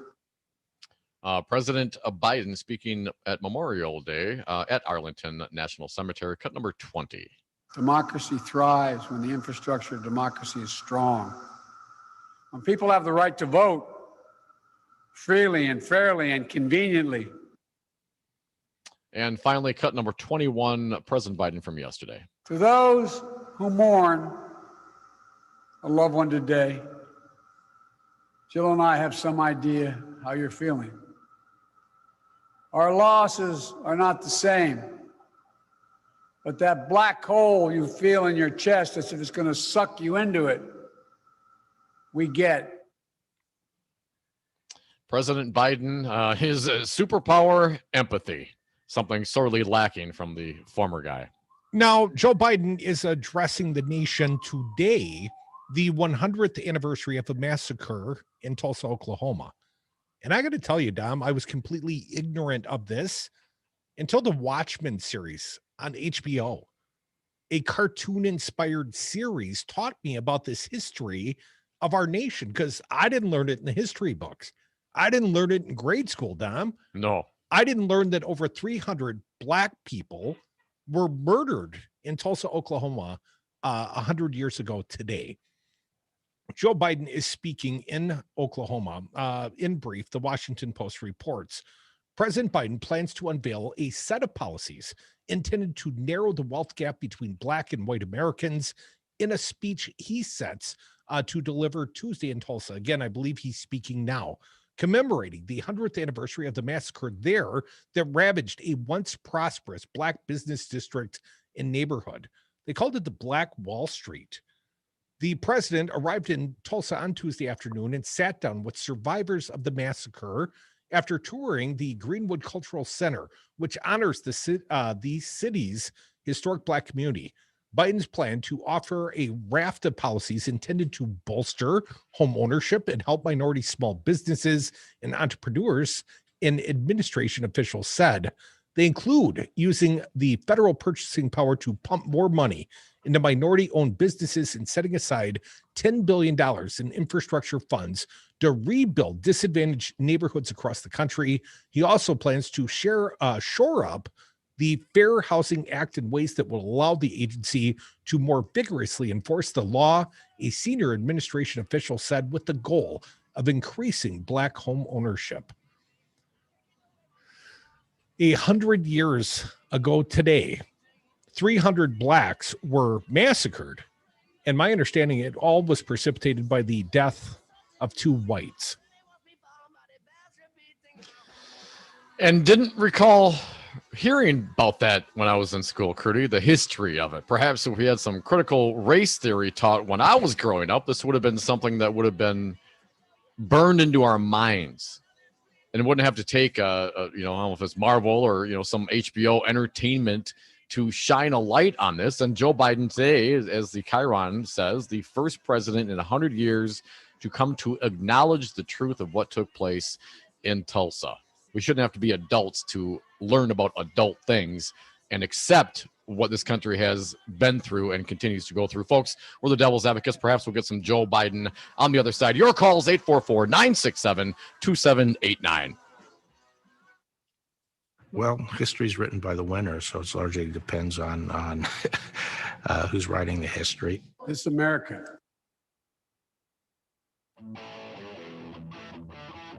Hear history as it happens, only on Devil Radio 92.7 FM. President Biden's American Jobs Plan would invest in clean energy jobs, move the country towards clean power, and create millions of good-paying jobs for families like yours. It's the most progressive plan to create American jobs in decades. Members of Congress need to hear that this plan would help you and your family. Join MoveOn's fight to help working families. Text ACT to 668-366 to join Move On. Message and data rates may apply. Paid for by MoveOn.org Civic Action. Knucklehead CBD and Vapes are one-stop shop for everything you need. Knucklehead strives to be the safest place in Madison. Forgot a mask? No problem. We got one for you. Stuck at home or in a hurry? Call us at 608-284-0151 and schedule a pickup or delivery. Check out our ever-growing online store at knuckleheadcbd.com and get something shipped right to your door. We love sales at Knucklehead, so make sure to check out our social media for all of our daily deals. Shop is open 10 a.m. to 8 p.m. every day. Knucklehead CBD and Vapes, 550 State Street. I'm Lando Command. Update. I'm Ed Donahue with an AP News Minute. Stocks finished mixed. The Dow up 45 points. they are celebrating in New York. We have hit an extraordinary milestone today here in New York City. They've got COVID on the run, says Mayor Bill de Blasio. Listen to this. This is the level of COVID positivity today in New York City. 0.83%. 0.83%. The lowest we've seen ever since this pandemic began. He credits COVID shots and New Yorkers doing the right things to keep each other safe, he says. I'm Rita Foley. A CDC report estimates during the early months of the pandemic in the U.S., 7,000 to 10,000 more kidney disease patients died than normally would. The Transportation Security Administration says the Memorial Day weekend produced the two busiest days, Friday and yesterday, for air travel since early March of last year. I'm Ed Donnie. Guys, you know that new Untuck It shirt you've been eyeing? Well, you can save 25% on everything in stores and online with Untuck It's annual Memorial Day event going on now. Untuck It shirts are made to be worn untucked, so you can feel comfortable and look sharp all day. They're the only styles you need this summer. Untuck It's Memorial Day sale is the time to save on bestsellers like wrinkle-resistant linen and cool short-sleeve styles to help beat the heat. Just visit untuckit.com or any of Untuck It's 80-plus stores to save 25%. Untuck It, shirts designed to be worn untucked. Finding great candidates to hire can be like, well, trying to find a needle in a haystack, but not with ZipRecruiter. Its powerful technology actively finds and invites qualified candidates to apply to your job. So while other companies might deliver a lot of hay, ZipRecruiter finds you the needle in the haystack. See why 4 out of 5 employers who post a job on ZipRecruiter get a quality candidate within the first day. Try ZipRecruiter for free at ZipRecruiter.com/free. That's ZipRecruiter.com/free.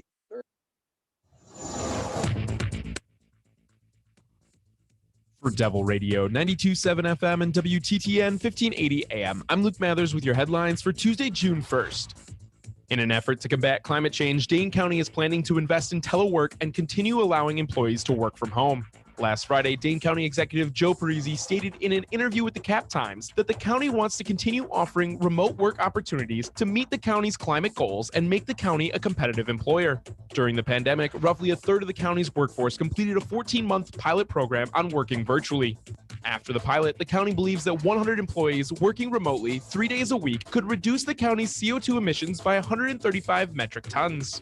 County Executive Parisi believes the county could implement the work-from-home program for roughly 650 to 900 employees even after the pandemic is over. You're listening to Devil Radio 92.7 FM and WTTN 1580 AM.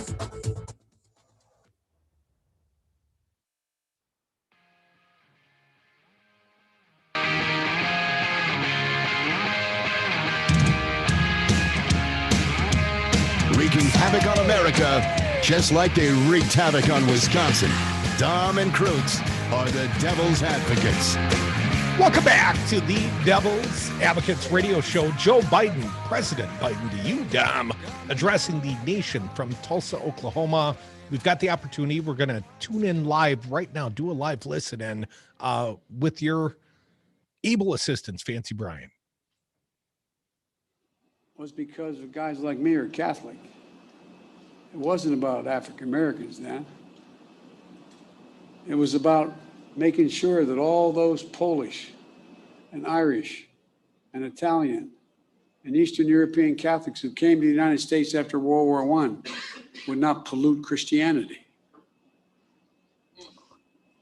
The flames from those burning crosses torched every region of the country.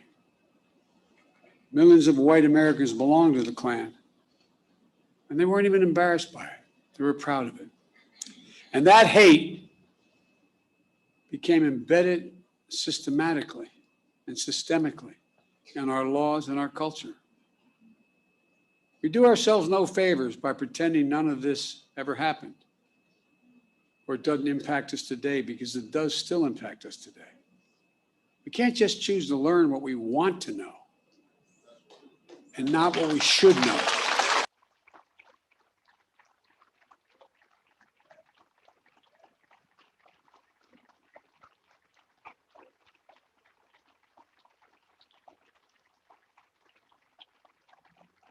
We should know the good, the bad, everything.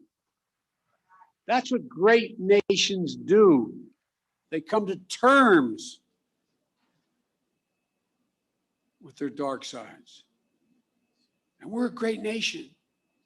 The only way to build a common ground is to truly repair and to rebuild. I come here to help fill the silence, because in silence, wounds deepen. And only, as painful as it is, only in remembrance do wounds heal. We just have to choose to remember. We memorialize what happened here in Tulsa, so it can't be erased. We know here, in this hallowed place, we simply can't bury pain and trauma forever. And at some point, there'll be a reckoning, an inflection point, like we're facing right now as a nation. What many people hadn't seen before or simply refused to see cannot be ignored any longer. You see it in so many places. There's greater recognition that for too long, we've allowed a narrowed, cramped view of the promise of this nation to fester. The view that America is a zero-sum game where there's only one winner. If you succeed, I fail. If you get ahead, I fall behind. If you get a job, I lose mine. And maybe worst of all, if I hold you down, I lift myself up. Instead of, if you do well, we all do well. We see that in Greenwood. This story isn't about the loss of life, but a loss of living, of wealth and prosperity and possibilities that still reverberates today. Mother Fletcher talks about how she was the only able to attend school in the 4th grade and eventually found work in the shipyards as a domestic worker. Mr. Van Ellis has shared how even after enlisting and serving in World War II, he still came home to struggle with a segregated America. Imagine all those hotels and dinners and mom and pop shops that could have been passed down this past 100 years. Imagine what could have been done for Black families in Greenwood. Financial security and generational wealth. If you come from backlines like my family, working class, middle class families, the only way we ever able to generate any wealth was inequity in our homes. Imagine what they contributed then, what they could have contributed all these years. Imagine a thriving Greenwood in North Tulsa for the last 100 years. What that would have meant for all of Tulsa, including the white community. While the people of Greenwood rebuilt again in the years after the massacre, it didn't last. Eventually, neighborhoods were redlined on maps, blocking Black Tulsa out of home ownerships. A highway was built right through the heart of the community. Lisa, I was talking about our west side, what 95 did after we were occupied by the military, after Dr. King was murdered. The community, cutting off Black families and businesses from jobs and opportunity. Chronic underinvestment from state and federal governments denied Greenwood even just a chance of rebuilding. We must find the courage to change the things we know we can change. That's what Vice President Harris and I are focused on, along with our entire administration, including our Housing and Urban Development Secretary, Marcia Fudge, who's here today.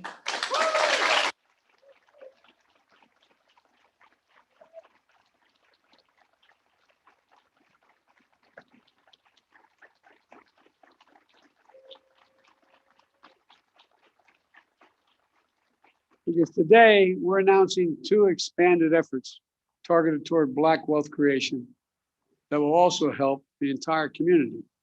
The first is my administration has launched an aggressive effort to combat racial discrimination in housing. That includes everything from redlining to the cruel fact that a home owned by a Black family is too often appraised at a lower value than a similar home owned by a white family.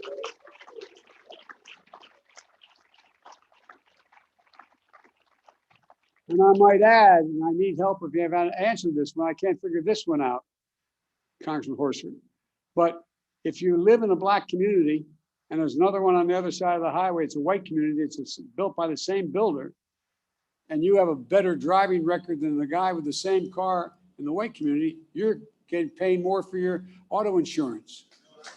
Shockingly, the percentage of black American homeownership is lower today in America than when the Fair Housing Act was passed more than 50 years ago.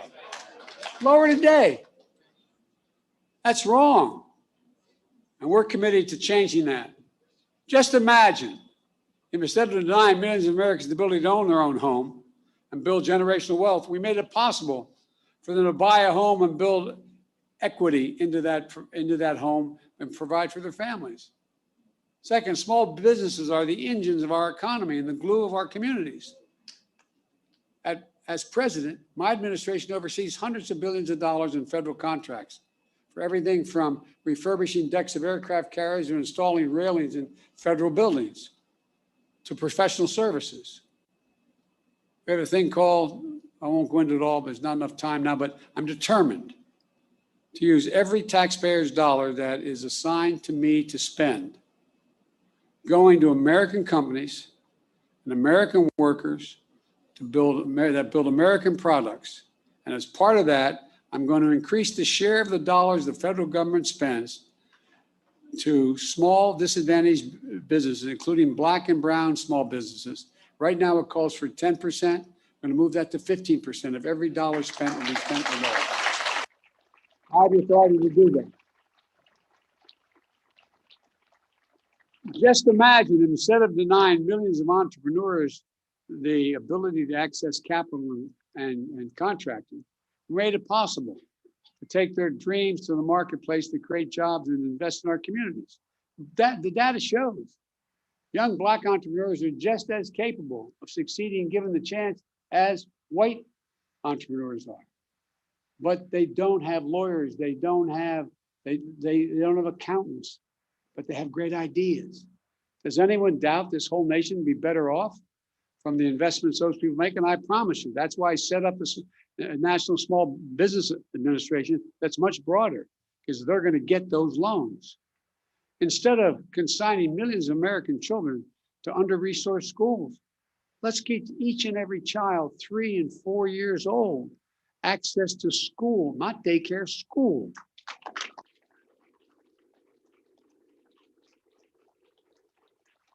In the last 10 years, studies have been done by all the great universities. It shows that it increased by 56% the possibility of a child, no matter what background they come from, no matter what. If they start school at 3 years old, they have a 56% chance of going all through all 12 years without any trouble and being able to do well. And a chance to learn and grow and thrive in a school and throughout their lives. And let's unlock more than an incredible creativity and innovation that will come from the nation's historically black colleges and universities.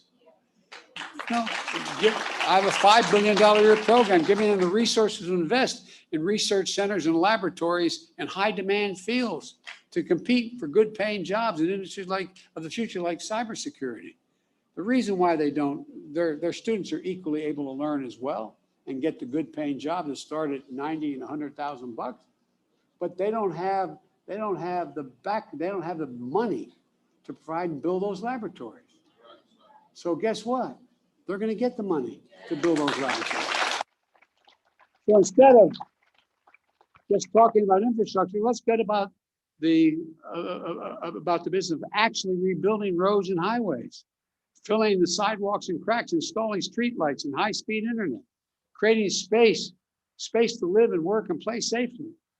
Let's ensure access to healthcare, clean water, clean air, nearby grocery stores, stocked with fresh vegetables and food that in fact deal with.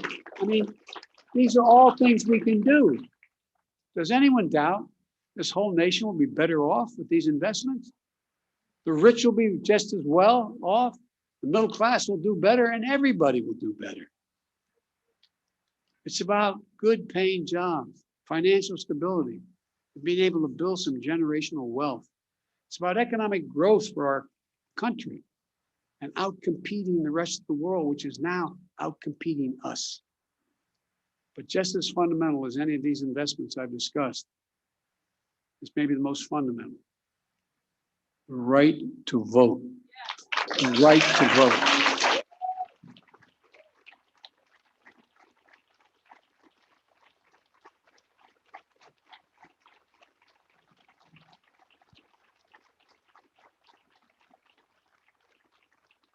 A lot of the members of the Black Caucus knew John Lewis better than I did, but I knew him. On his deathbed, like many, I called John to speak to him.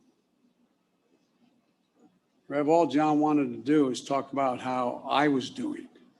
He died, I think, about 25 hours later. But you know what John said? He called the right to vote precious, almost sacred. He said the most powerful, nonviolent tool we have in a democratic society. This sacred right is under assault with incredible intensity like I've never seen, even though I got started as a public defender and a civil rights lawyer. With an intensity and aggressiveness that we've not seen in a long, long time. It's simply un-American. It's not, however, sadly, unprecedented. The creed, "We shall overcome," is a long-time mainstay of the civil rights movement, as Jesse Jackson can tell you better than anybody. The obstacle to progress that have to be overcome are a constant challenge. We saw it in the 60s, but with the current assault is not just an echo of a distant history. In 2020, we faced a tireless assault on the right to vote. Restrictive laws, lawsuits, threats of intimidation, voter purges, and more. We resolved to overcome it all, and we did. More Americans voted in the last election in the midst of a pandemic, than any election in American history. You got voters registered. You got voters to the polls. The rule of law held. Democracy prevailed. We overcame. But today, let me be unequivocal. I've been engaged in this work my whole career, and we're going to be ramping up our efforts to overcome again.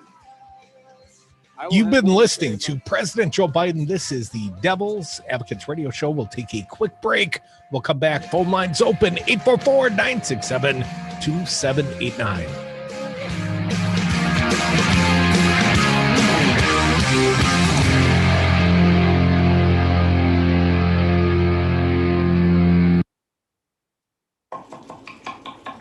These are the sounds of a dinner that almost didn't happen. A dinner now served, thanks to people like you. Due to COVID-19, 17 million more Americans may face hunger. Feeding America is helping our neighbors in need. And if you're able, you can too. Donations are being accepted at feedingamerica.org/coronavirus. Brought to you by the Ad Council and Feeding America, 200 food banks strong. President Biden's American Jobs Plan would invest in clean energy jobs, move the country towards clean power, and create millions of good-paying jobs for families like yours. It's the most progressive plan to create American jobs in decades. Members of Congress need to hear that this plan would help you and your family. Join MoveOn's fight to help working families. Text ACT to 668-366 to join Move On. Message and data rates may apply. Paid for by MoveOn.org Civic Action. Hi, this is Dom from the Devil's Advocates, inviting you to join us on Patreon.com. Patreon allows for our audience to access exclusive programming not available anywhere else and gives you the ability to directly support the greatest radio show ever. History's patrons have supported the works of Michelangelo, Leonardo da Vinci, Monet, and now with your support, the Devil's Advocates. So please go to Patreon.com and search the Devil's Advocates to pick your subscription. That's Patreon.com and the Devil's Advocates, the greatest radio show ever. The Devil's Advocates. Darren from Madison tells us he's a former Capitol Police officer. You can't even compare the two of what happened, yesterday and with Act 10. Darren, did you, as a Capitol Police officer, ever witness any violence in the Wisconsin State Capitol? Nope, not at all. It's about as peaceful can be when it comes to peaceful protesting. It was an unlawful assembly, but at the end of the day, there was no violence. At the end of the day, it was people coming in and singing. Listen to Devil's Advocates live weekdays from 2 to 5 p.m.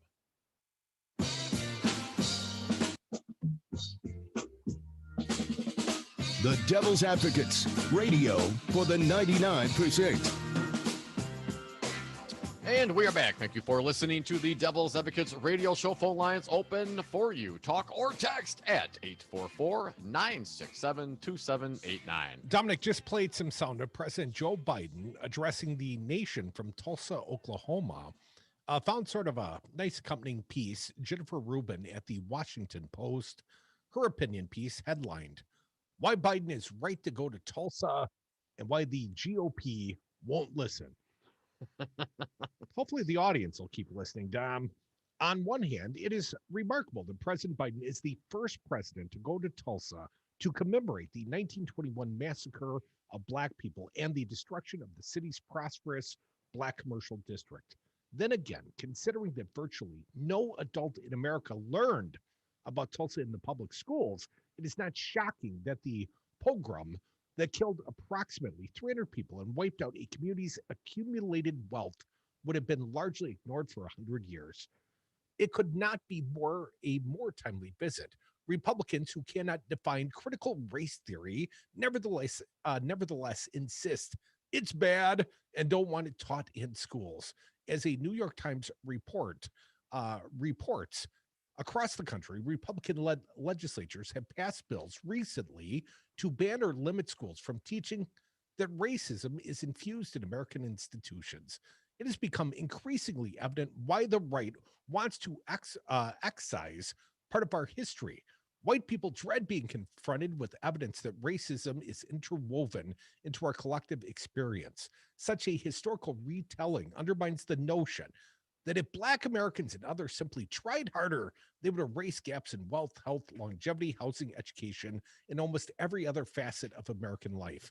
A clear-eyed rendering the MAGA troops claim is harmful to America, unpatriotic, too negative, when in fact it is harmful to their self-satisfied notion that they do not benefit from systemic racism or that they are the real victims.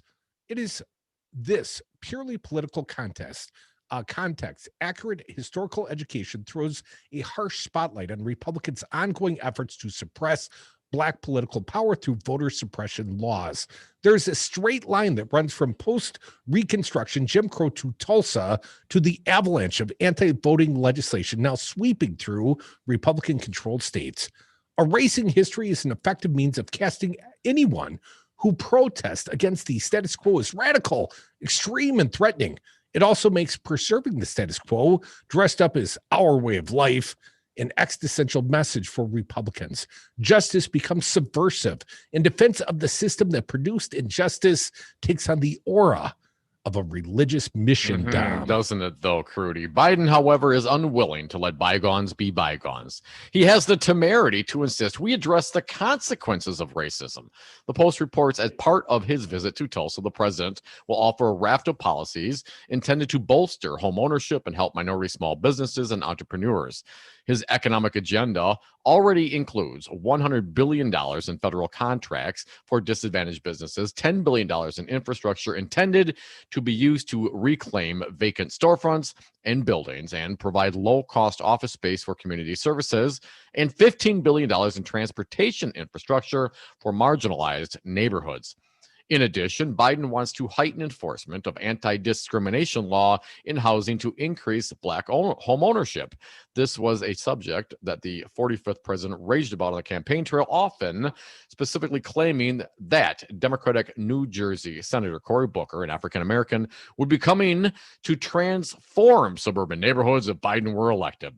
Considering that Booker once saved a woman from a burning building and helped attend to a pedestrian struck by a car, having someone like him in the neighborhood probably sounds like a terrific idea to many Americans.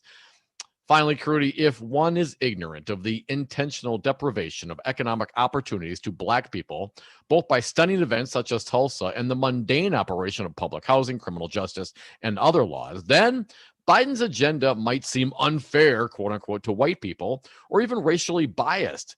And that is precisely why it is vital to confront America's past. Without doing so, the white status quo remains undisturbed and racism endures. So writes the opinion piece by Jennifer Rubin. 844-967-2789. Going to the phones. Dick from Madison. Welcome back, Dick. What do you got? Hey, Dick. Hey, guys, after seeing what's coming out of Texas the last week or so, I think former Governor Perry was right. We'd be better off if they just seceded from the union. But, well, Texas tried to pass their own version of voter suppression laws. And my understanding was a big block of Democrats from the Texas legislature effectively did a walkout, much like the Dems tried here in the state of Wisconsin with Scott Walker's Act 10. The difference being apparently there was some specific timeline to the legislation, and because quorum could not be achieved in Texas, the laws will not go forward. And Greg Abbott, the governor there, is threatening to defund the legislature. Right. Well, and, you know, earlier too, Mark from the SAC brought up Flynn and one other thing besides that. At the very least, Flynn should get no pension. I don't think treasonous should get a pension. But then these people from the insurrection that are going the route of, and are these people on the air that are saying like, well, you know, no reasonable person would believe this. The unfortunate thing about this, in my mind, is there's a lot of very unreasonable people that are as gullible as hell out there. Well, they call them the Fox News audience, Dick. Yeah, Right. yeah, and so, you know, when you're that easily influenced, no, it's, I don't know. The whole situation, and Biden's speech yesterday was chilling to me. It was necessary, but it scared the hell out of me personally, because I think what he said had to be said, but we are in a real tough situation. 2 years from now, if the midterms don't go the right way, it could get really ugly, really ugly. Well, Dick, appreciate your call. I would point out the midterms, they ain't 2 years away anymore. We're like a year and a half, and we've got all kinds of Democrats that have jumped in the senatorial candidate pool here in the state of Wisconsin because the insurrectionist in chief, Rojo, your good buddy, Ron Johnson, finds himself very vulnerable in this elective term. But as eager as Democrats are to go run against Ron Johnson, the Democratic governor here in the state of Wisconsin is similarly vulnerable, only won by 31,000 votes back in the 2018 midterms. And I think they're going to be lining up to take on Tony Evers here in the state of Wisconsin. They see that man is vulnerable. He's gotten very little done over the obstructionist actions of Republicans. Currently, President Biden had one quote that I took note of. We can't just choose to learn what we want to know and not what we should know. And I think that goes to the Fox audience. I mean, how often are those folks turning the channel, turning something else on, find another source of news, compare it, diss it, do something, but get another line of information into your brain, people. Challenge yourself. No, they need just the devil's advocates each weekday, and they'll be just fine, and they can keep listening on AM 950. Matt McNeil will be next. But here, the rest of you, we got the Dane County Executive, Joe Parisi, coming on next. He's got a very innovative proposition. More devil's advocates.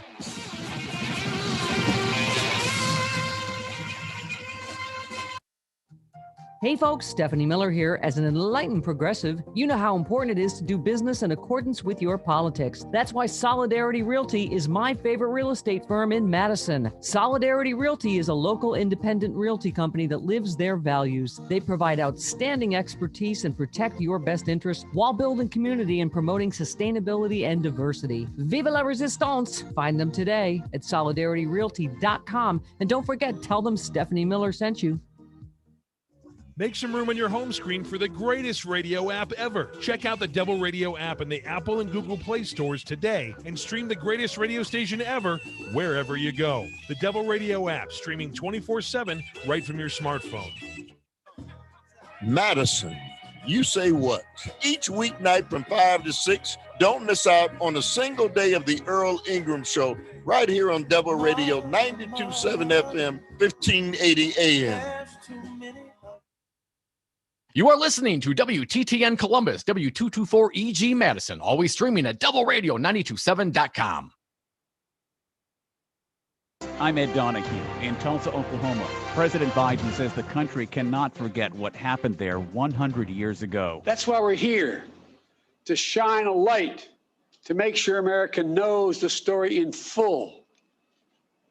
May 1921. About 300 people were killed in a neighborhood in Tulsa called Black Wall Street by a white mob. We do ourselves no favors by pretending none of this ever happened, or it doesn't impact us today, because it does still impact us today.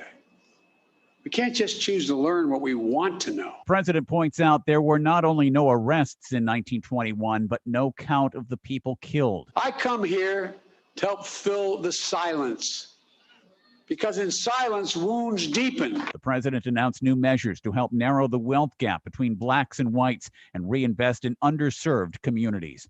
An FBI agent, Eduardo Valdivia, has been charged with attempted murder in the off-duty shooting of another man on a subway train near Washington, D.C. The FBI's John McCarthy says the man shot was not armed. There were words exchanged between both, and at some point in time, the agent withdrew his weapon from his holster, and the victim was in fact shot. Valdivia's attorney says he acted in self-defense as the man approached him at the rear of the train car. There are multiple media reports that a shooting at a small Los Angeles County Fire Department station has killed one firefighter and wounded another. Grammy-nominated rapper DaBaby is being questioned by Miami Beach police regarding a shooting that wounded two people. Jonathan Kirk, DaBaby's legal name, was one of many people being questioned. The shooting wrapped up a violent Memorial Day weekend in the Miami area. Stocks finished mixed, the Dow up 45 points. This is AP News.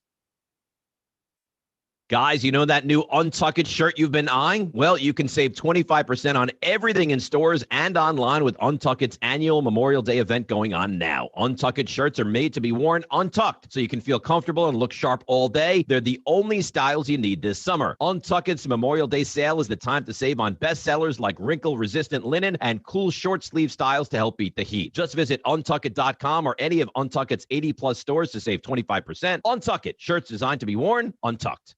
Finding great candidates to hire can be like, well, trying to find a needle in a haystack, but not with ZipRecruiter. Its powerful technology actively finds and invites qualified candidates to apply to your job. So while other companies might deliver a lot of hay, ZipRecruiter finds you the needle in the haystack. See why 4 out of 5 employers who post a job on ZipRecruiter get a quality candidate within the first day. Try ZipRecruiter for free at ZipRecruiter.com/free. That's ZipRecruiter.com/free. Aho, Wisconsin. This is Robert Pilot of Native Roots Radio presents I'm Awake, a new Native American theme show live weekdays from 6 to 7 p.m. on Devil Radio 92.7. Each day, activists and newsmakers will provide updates on protecting Mother Earth. As we all know, Native issues are human issues, and human issues are Native issues. We invite all people to walk hand in hand with our struggles, victories, and achievements. Join us for our Native Roots Radio presents I'm Awake weeknights at 6 p.m. on Devil Radio 92.7. Make some room on your home screen for the greatest radio app ever. Check out the Devil Radio app in the Apple and Google Play stores today and stream the greatest radio station ever wherever you go. The Devil Radio app, streaming 24/7 right from your smartphone. Hi, this is Dom from the Devil's Advocates, inviting you to join us on Patreon.com. Patreon allows for our audience to access exclusive programming not available anywhere else and gives you the ability to directly support the greatest radio show ever. History's patrons have supported the works of Michelangelo, Leonardo da Vinci, Monet, and now with your support, the Devil's Advocates. So please go to Patreon.com and search the Devil's Advocates to pick your subscription. That's Patreon.com and the Devil's Advocates, the greatest radio show ever. This is Dom from the Devil's Advocates. Cody and I have been doing this show for almost 10 years, and we've never had a more engaged, dialed-in, and motivated audience, and we love them for it. Now is the time for you to reach the greatest audience ever. Call now and advertise with the Devil's Advocates and Devil Radio, 92.7 FM and WTTN 1580 AM. Get your message out and let the greatest radio audience know how to support your business. Call Luke at 608-819-TALK, that's 608-819-8255, or go to DARNWI.com. Madison, you say what? Each weeknight from 5 to 6, don't miss out on a single day of the Earl Ingram Show right here on Devil Radio 92.7 FM, 1580 AM.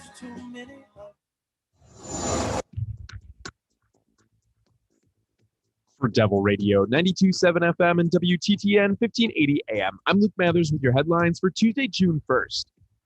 The Wisconsin Economic Development Corporation and the Wisconsin Department of Revenue have invited 84,000 small businesses in Wisconsin to apply for $5,000 grants as a part of the Wisconsin Tomorrow Small Business Recovery Grant Program. The program was authorized by Governor Tony Evers to spend $420 million through the American Rescue Plan. After a slow start at the beginning of the state's vaccination rollout, the Wisconsin Department of Corrections is reporting nearly half of the Wisconsin prison population has been fully vaccinated against COVID-19. Forecasts of sunshine with partly cloudy skies throughout the day, winds up to 10 miles an hour, and a scattered shower possible. High today of 77 degrees. Partly cloudy skies expected to continue into the evening with an overnight low of 53 degrees. You're listening to Devil Radio 92.7 FM and WTTN 1580 AM. Warning, you are about to listen to the greatest radio show ever.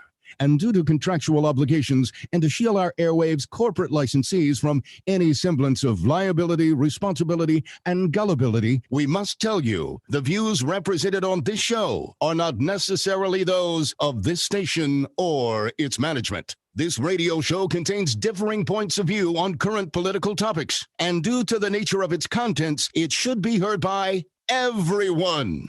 Thank you for listening. Now live from the heart of liberal Wisconsin, where the political party is just beginning, welcome to the Devil's Advocate Show. Best friends proving it's never personal, only politics. Please allow me to introduce myself. Now here are your hosts, Dom and Crute. Welcome back to the Devil's Advocates Radio Show. Dominic, we are sliding into the Memorial Day Tuesday happier 4 o'clock happy hour, and I'm happy to announce we've been joined by a fine guest live via phone. He is my county executive, Dane County Executive Joe Parisi, our friend. Joe, welcome back to the big show. Hey, how's it going? Pretty good, sir. Thank you. I understand here in Dane County and Madison, the COVID-19 restrictions end tomorrow, Joe. Is that accurate? That's right. The official restrictions that have been in place in one sort or another over the past year will come to an end. We will still have recommendations that we hope people will follow, but official rules will no longer be in place after tomorrow. And Joe, my understanding, at least for a time in history, Dane County was the #1 large county in the nation for COVID-19 vaccines. What do you attribute that to, sir? Yeah, I think it's something the whole community can be proud of. I think it's a combination of, first and foremost, we have an amazing public health department that did just an amazing job over the past 14 months. But it was really the work of our public health department along with our local healthcare providers. The National Guard assisted us. So logistics-wise, everyone did a fantastic job. But the folks who deserve just as much credit are the people in Dane County who stepped up and got the vaccine. Folks wanted this vaccine. They came forward and got it. And that's why we've been leading the nation and why we're able to start getting back to our new normal in a place where we're much safer, frankly, than perhaps some other areas of the country with lower vaccination rates. And Joe, the county has offered financial backstops to local small businesses. I understand a third round of coronavirus pandemic relief grants hopefully start going out this summer, Joe. Can you tell us a little something about that, sir? Yeah, so as you guys know, we started one of the first initiatives we had over a year ago when we first had to close things down during the pandemic was to try to get funding out to our local small businesses who were hurting, and it was survival, right?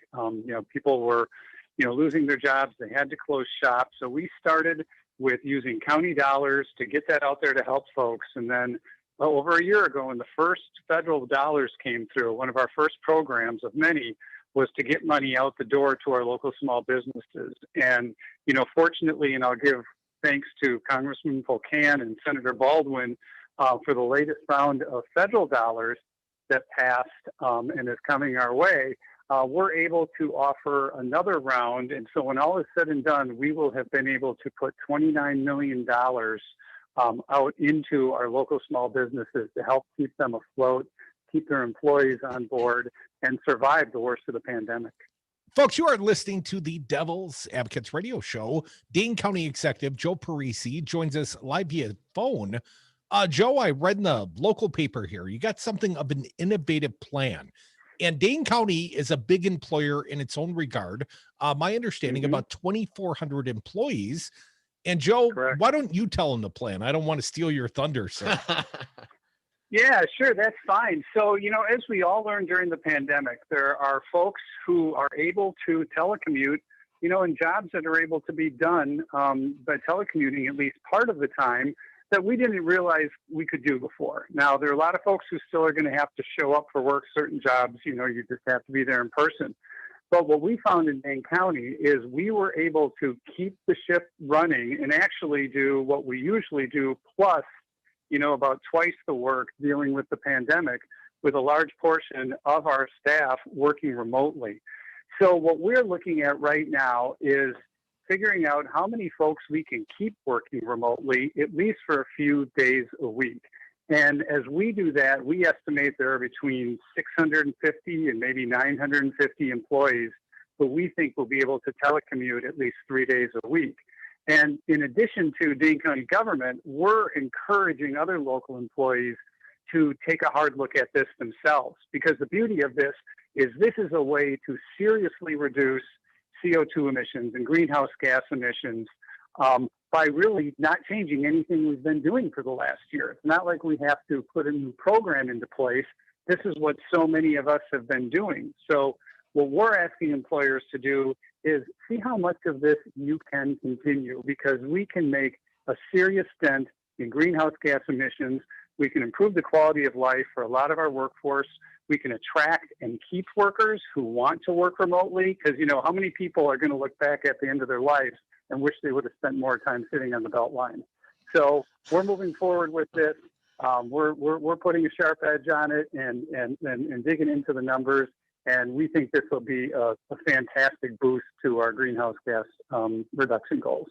Well, Joe, I certainly appreciate the effort. And, given that we've been able to, successfully continue moving the economy, granted, there's been some headwinds and layoffs and shutdowns and closures with the pandemic due to the inability to get customers in your shop. The CO2 thing, it's obviously a big issue. Global warming is a big issue. My concern is it going to be enough? I mean, I guess I take the attitude certainly every little bit helps, Joe. But what about some of the other impact areas that the county government may have, and for that matter, any municipal government, electric vehicles for their fleets, for example. Joe, have you considered looking at those kinds of things as well? Yeah, absolutely. And you are 110% correct. We need an all of the above approach, because climate change is here. It's happening faster than even the experts predicted. And, the people who are impacted by it most, ironically and unfortunately, are usually the people who have contributed to it the least. So where we have the ability to reduce greenhouse gases, we have to do it for future generations. So in county government, 2 years ago, I created an Office of Energy and Climate Change specifically designed to, first of all, look at county operations. And we have installed, since then, we've invested millions in energy efficiency. We've installed about 16 different solar arrays on different buildings, including a massive solar array out by the airport that's supplying about 40% of our electricity right now, while saving us about $150,000 a year on our tax or on our energy bill, which saves tax dollars. We've also built a plant in the last few years out at our landfill that extracts the methane gas from the landfill, because methane is an extremely powerful greenhouse gas, and we take that and clean it and compress it and use it for transportation fuel. And so that offsets the diesel fuel from so many of our highway trucks, and then we sell it into the pipeline. So we've done all of this and continue to do this internally, and then we're working with the broader community to encourage them to do the same. And hopefully they can learn from some of our experiences. We can share know-how and technology. And I sense a strong momentum going, but people are always looking at, I want to make a difference. What can I do? Here's one more tool that we have available to us that we really didn't even know existed a year ago. Joe, I understand you're encouraging other companies to look at what they can do with their workforce to perhaps keep some of them off the roads, at home. What's your sense and experience, Ben, Joe, with regards to motivation and efficiency of the employees working from home? Do you find it as a hindrance? Do you find that they are more effective and efficient? What's your experience, Ben, Joe? What we found is that it's actually, in many cases, more efficient because, first of all, you're going to have healthier and happier employees for the most part, especially those, as I mentioned, who are sitting on the belt line, for a half hour, 45 minutes in each direction every day before they even get to work. What we've also found is our folks who have been having meetings with folks, that they used to travel to have, are getting in more meetings in a day. And they're being able to meet with more clients or being more efficient with their time. For example, I periodically, I'll have weekly meetings with department heads. And if they're on North Court Drive, they'll drive down to the city county building. We'll have our meeting. Then they'll get in their car and they'll drive back. And when we look at that today, it seems so 1950s, right? Where you think, why didn't we just jump on a Zoom call with them? Right. And so we'll look at those types of efficiencies, which will make us more productive. It'll save dollars, and it'll, fortunately, this is one of those win-wins. It'll also reduce our carbon emissions. Joe, according to the Capital Times, your proposal very popular with county employees. Like 79% of them expressed interest in telecommuting at least one day a week. Joe, even the executives, the managers, like 69% of them want to telecommute. So is this winning a lot of attaboys down at the workplace, Joe?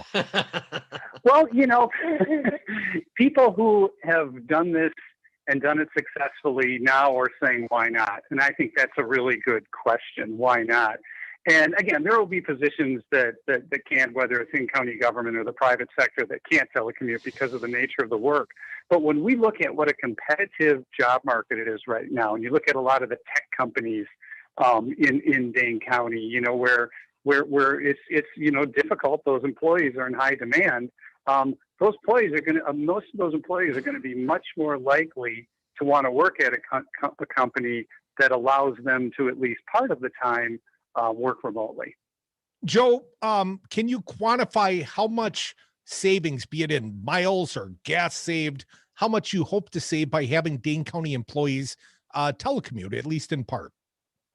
Yeah, so we did some math looking at the average commute of our employees. And for every 100 workers who telecommutes just 3 days a week, that would reduce their CO2 equivalent by the equivalent of 135 metric tons. So to put that in perspective, that's about the equivalent of burning 15,000 gallons of gasoline or driving almost 340,000 miles annually. And that's just for 100 employees telecommuting 3 days a week. Now, multiply that by 5, 6, 7, 8, 9, and you can see these huge numbers that we can get just from letting people do their jobs at home like they've been doing.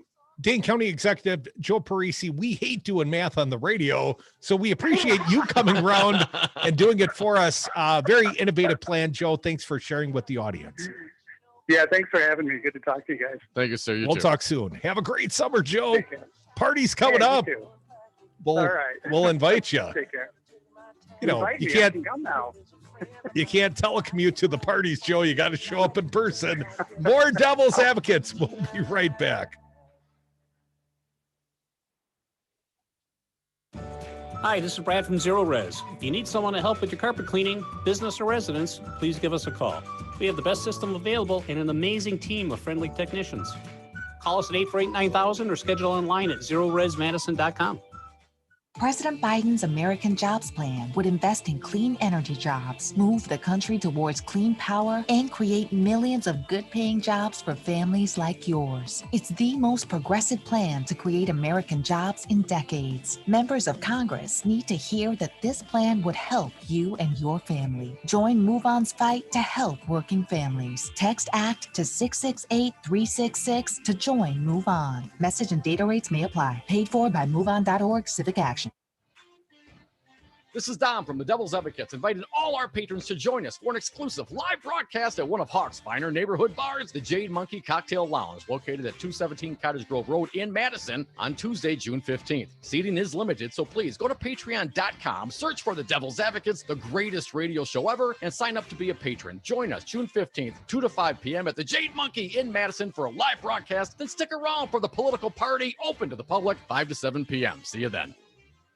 So, Darcy Haber, I hear you have solar panels on your office building. Are all real estate brokers tree huggers? Crew, you should know that at Solidarity Realty, we provide outstanding real estate service while adhering to our core progressive values. Environmental sustainability is a big part of that. So you really walk your talk, huh? Yep, I even walk to work. Come on, always? Well, sometimes I bike. And if I have an appointment across town, I use my hybrid. Solidarity Realty. They're real, they're solid, and they're honest. Find them online at solidarityrealty.com. There is an alternative. Stream Progressive News and Talk 24/7, as well as download exclusive podcasts and interviews at devilradio927.com. That's devilradio927.com. You've merely made radio your ally. I was born on the radio. Devil Radio 92.7.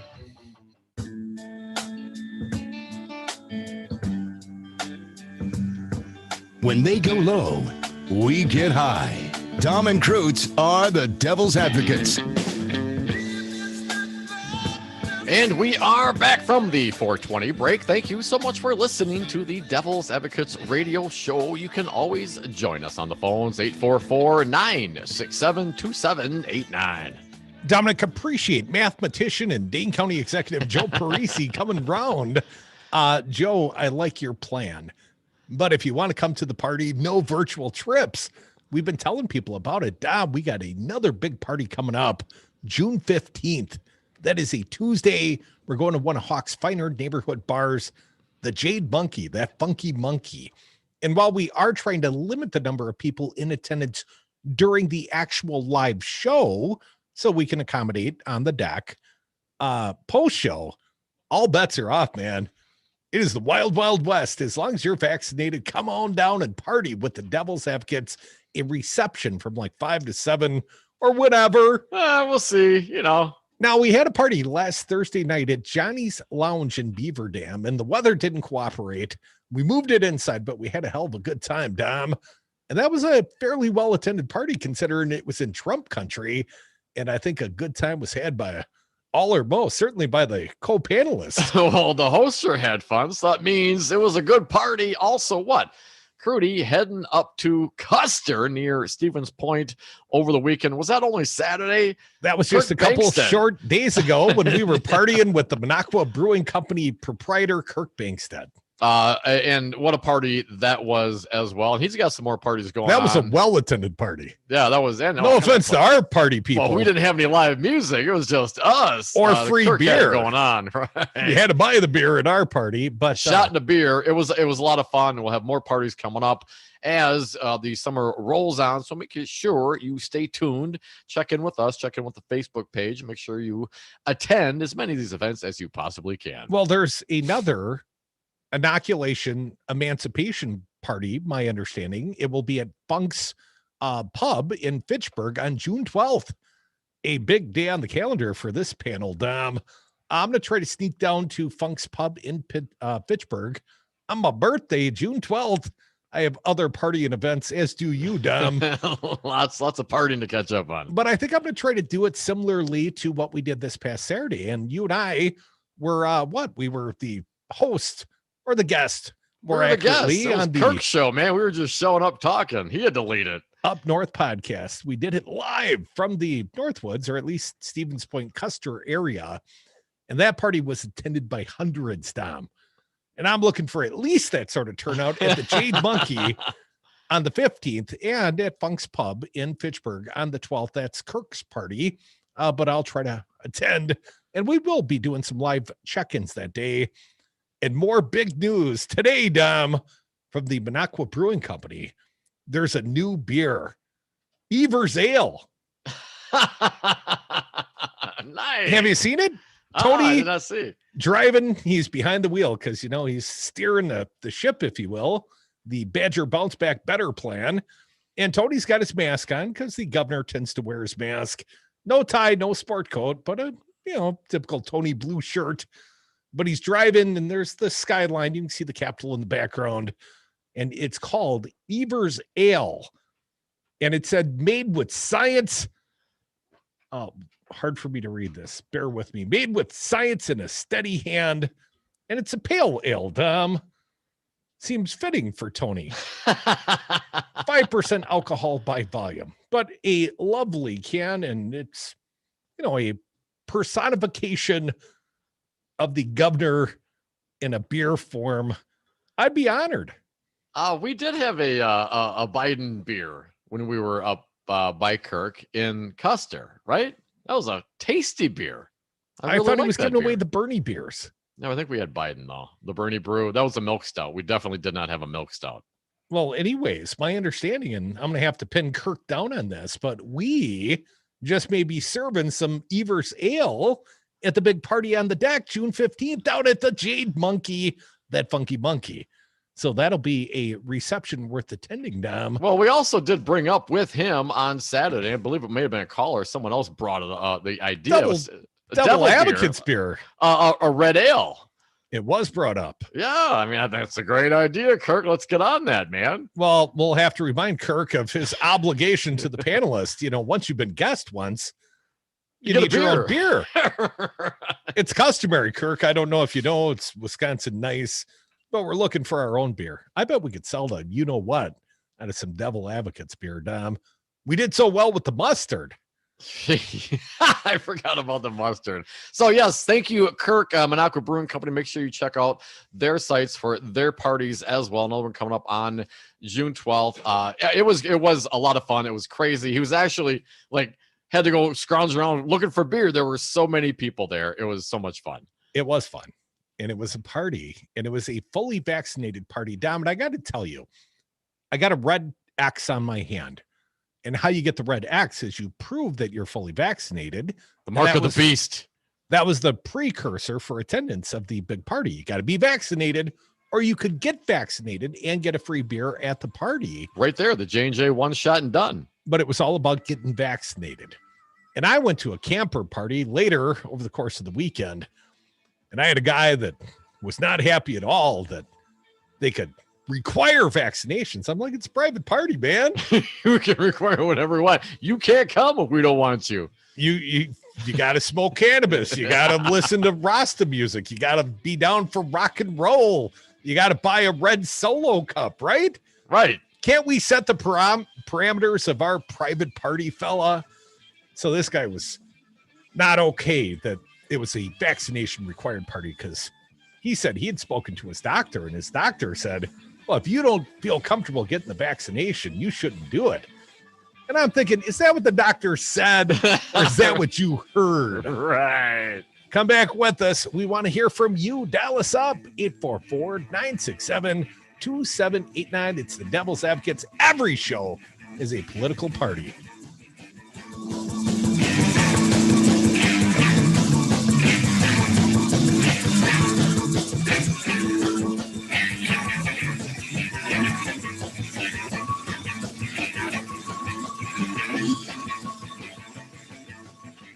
You are a madman. I want to party with you, cowboy. The two of us together, forget it. The Devils! In time, you will know the true power of Devil Radio 92.7. It is your destiny. For more than 65 years, Bachman Construction has worked to build a quality foundation in the Madison community. Our family's tradition has been to exceed our clients' expectations since 1954. Combining time-honored techniques with innovative technologies, Bachman Construction continues to offer our families 3 generations of experience for your next project. Quality is our foundation. Give Bachman Construction a call and let us know how we can create a better value for your space today. Over the years, we have done our best to bring you the highest quality products our industry has to offer. And we are very excited to bring you a new location just east of the Capitol at 951 Williamson Street. Now with 3 locations, there's an Ignite Glass and Gifts near you, no matter which side of town you're on. Madison's favorite for glass gifts and vape. Ignite Glass and Gifts, Monona Drive, Williamson Street, and Odana Road. Let's torch some glass at Ignite. Biden in Tulsa. I'm Tim McGuire with an AP News Minute. President Biden is in Tulsa, Oklahoma, taking part in the remembrance of the 1921 massacre of up to 300 people in Greenwood, an affluent black neighborhood attacked by a white mob. Some injustices are so heinous, so horrific, so grievous, they can't be buried, no matter how hard people try. Biden is the first president to participate in remembrances of the destruction of what was known as Black Wall Street in the 100 years since the racist attack. Los Angeles area media report one firefighter is dead, another wounded in a shooting at a small Los Angeles County Fire Department station. County Sheriff's Department says deputies responded to the shooting at Fire Station 81, about 45 miles north of Los Angeles. A home some 10 miles from the station is burning.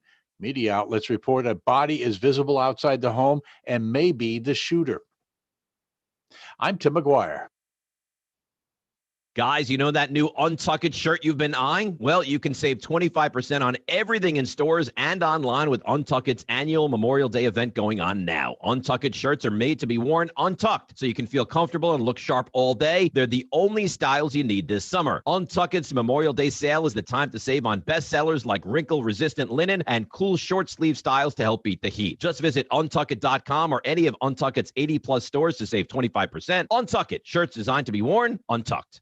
Finding great candidates to hire can be like, well, trying to find a needle in a haystack, but not with ZipRecruiter. Its powerful technology actively finds and invites qualified candidates to apply to your job. So while other companies might deliver a lot of hay, ZipRecruiter finds you the needle in the haystack. See why 4 out of 5 employers who post a job on ZipRecruiter get a quality candidate within the first day. Try ZipRecruiter for free at ZipRecruiter.com/free. That's ZipRecruiter.com/free.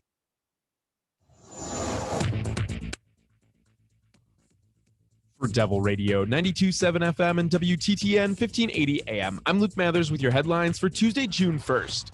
According to the Wisconsin Hospital Association, the state is reporting the lowest number of active COVID-19 hospitalizations since the association began tracking that information at the beginning of the pandemic in April of 2020. As of Monday of this week, 186 Wisconsinites were hospitalized due to COVID-19, with 74 of those patients in ICUs. The current low is a 92% drop from the state's peak of 2,277 hospitalizations back in the middle of November of last year. Dane County's COVID-19 restrictions, including the mask mandate and indoor capacity limits, are set to expire tomorrow, June 2nd. Forecast of sunshine with partly cloudy skies throughout the day, winds up to 10 miles an hour and a scattered shower possible. High today of 77 degrees. Partly cloudy skies expected to continue into the evening with an overnight low of 53 degrees. You're listening to Devil Radio.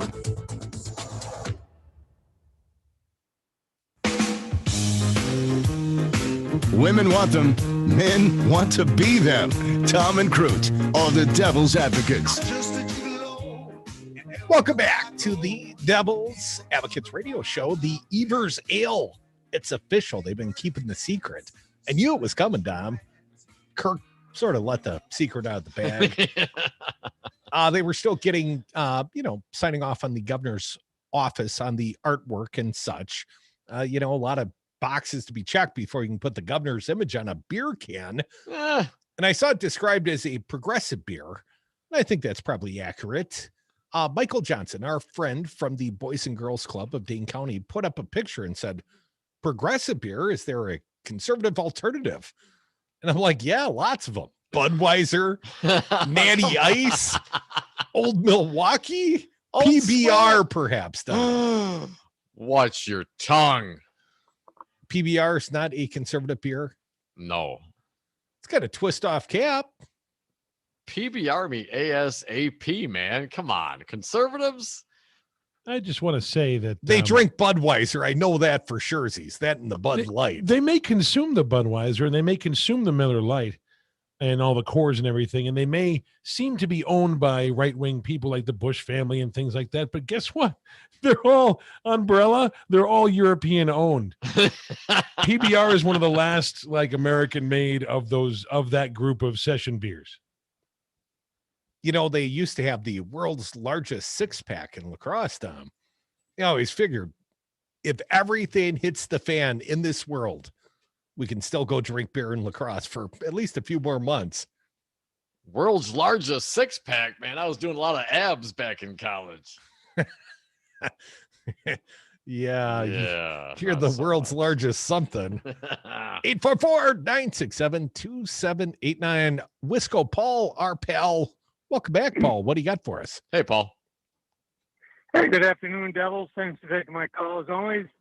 That Kurt up in Minocqua, that's just totally awesome what he's doing. I will, the thought of Boss being the governor or in control of his state is going to make me buy some Tony beer. So, anyway, speaking of, you told us we were up in Beaver Dam during the last broadcast. And you said, oh, I'm only 20 minutes away. I'll see you boys at the party. And you didn't show up, but you sent your son-in-law. I got to meet him. Corey seemed quite nice. But why didn't you show up, Paul? You had a sober driver home. I just pass on it, but I tell you what, I'll make it up on the 15th. I'll be down there for sure at the for sure. Is that a pinky swear, Paul? I mean, how do we know this time versus last time? Well, I guess you don't know. If they're serving I promise. If they're serving the Evers Ale, will you be there for surezies, Paul? Absolutely, and my wife wants to come, so I know I'll be there. I'm not going against anything she tells me. Smart man, Paul. Smart man. Yeah. Oh, anyway, thanks for all you're doing. It's so cool that you're up in the Stevens Point area. You're over in Beaver Dam, and it was just it's just an awesome thing you guys do. And I guess that's all I want to say today. I'm not going to say anything negative other than Boss is a tool. Thanks. Thanks for the call. Well, it's Paul. a cogent thought, a salient point he makes. Voss, certainly. Robin Voss, Speaker of the Wisconsin Assembly, is a tool. I concur. There's an article, Dom, over at the Urban Milwaukee Online Daily. Republican scheme to continue the Scotty Wanker era, threatening voters' choice by refusing to approve Evers' appointees to boards and commissions. I hadn't seen this one. This is new news. I'm sharing it with yous. Wisconsin Republicans are using quirks in state law to retain power over the administrative layers of government, extending control gained during Scott Walker's governorship deep into Governor Tony Evers' term. In the first months of 2021, Evers was finally set to gain control of many of Wisconsin's most powerful boards and commissions, as his appointees should now make up the majority of such bodies as the Natural Resources Board and the UW Board of Regents. Yet, in a mirror of the 2018 lame duck session, in which legislative Republicans took power away from the incoming Democratic governor and attorney general, the state's Republicans are finding ways to thwart the will of Wisconsin voters more than 3 years after Wanker was voted out. Come on. You've got what is essentially a coup to maintain the last governor's control of the board. They're basically stealing power, said Jeff Mandel, co-founder of the progressive legal outfit Law Forward. They found sort of a backdoor way to perpetuate the legacy, power, and policies of Gubernator Wanker, who the voters chose to get rid of. In April, Evers appointed 2 new members to the NRB, seemingly giving his appointees control of the board that sets policy for the Department of Natural Resources, the state agency that controls controversial issues such as wolf hunting, PFAS, and other environmental rules. Yet, when the board met May 26, one of Evers' appointees was barred from taking her seat because the board's chair, Fred Preen, refused to vacate his seat even though his term had expired on May 1st. What? Here's what the Evers appointee said. I will not be sitting on the meeting today, but will be listening, said Sandra Nass when she was introduced at the beginning of the virtual meeting. Preen, a Wausau dentist and Cranberry Marsh owner, is a regular donor to Republican candidates for office. He was appointed 6 years ago, assuming the post on May 1st when his predecessor stepped down. His refusal to vacate the seat is legal under Wisconsin law because the state operates differently from the federal government. In the federal system, an appointee of the president does not assume the office until they are confirmed by the Senate. This setup is open to partisan games.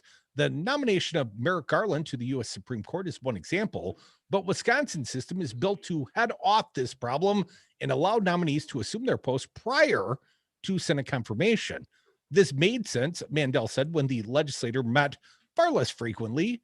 If the legislature is only in session a few times a year, think last year, right, Dom? It doesn't make sense to grind state government to a halt because of a vacancy. Similarly, if the governor had not yet made a nomination, the previous holder of the seat can stay in a position until there is a nominee. Again, a quote from Mandel. Back then, the legislature met very, very rarely. The idea is we need to perpetuate the operations of government, and the only way to do that is to allow people to hold over these positions so we all twiddle our thumbs and wait for the Senate.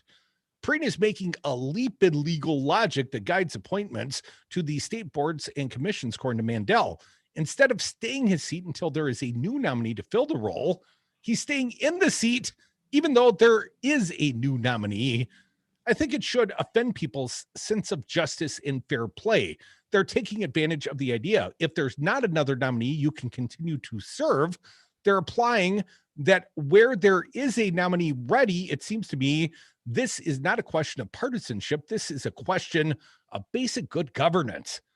Well, wouldn't that ever stop Republicans, Tom? Drag him out of there by his ear, Curdy. This quirk in state law, which is allowing Preen to keep a Walker majority in control of the NRB, has been used in other ways by Republicans in the legislature during the Evers administration. Because appointees serve in a de facto role until they're confirmed, they can be required to do their job with the threat of a failed confirmation vote hanging over them.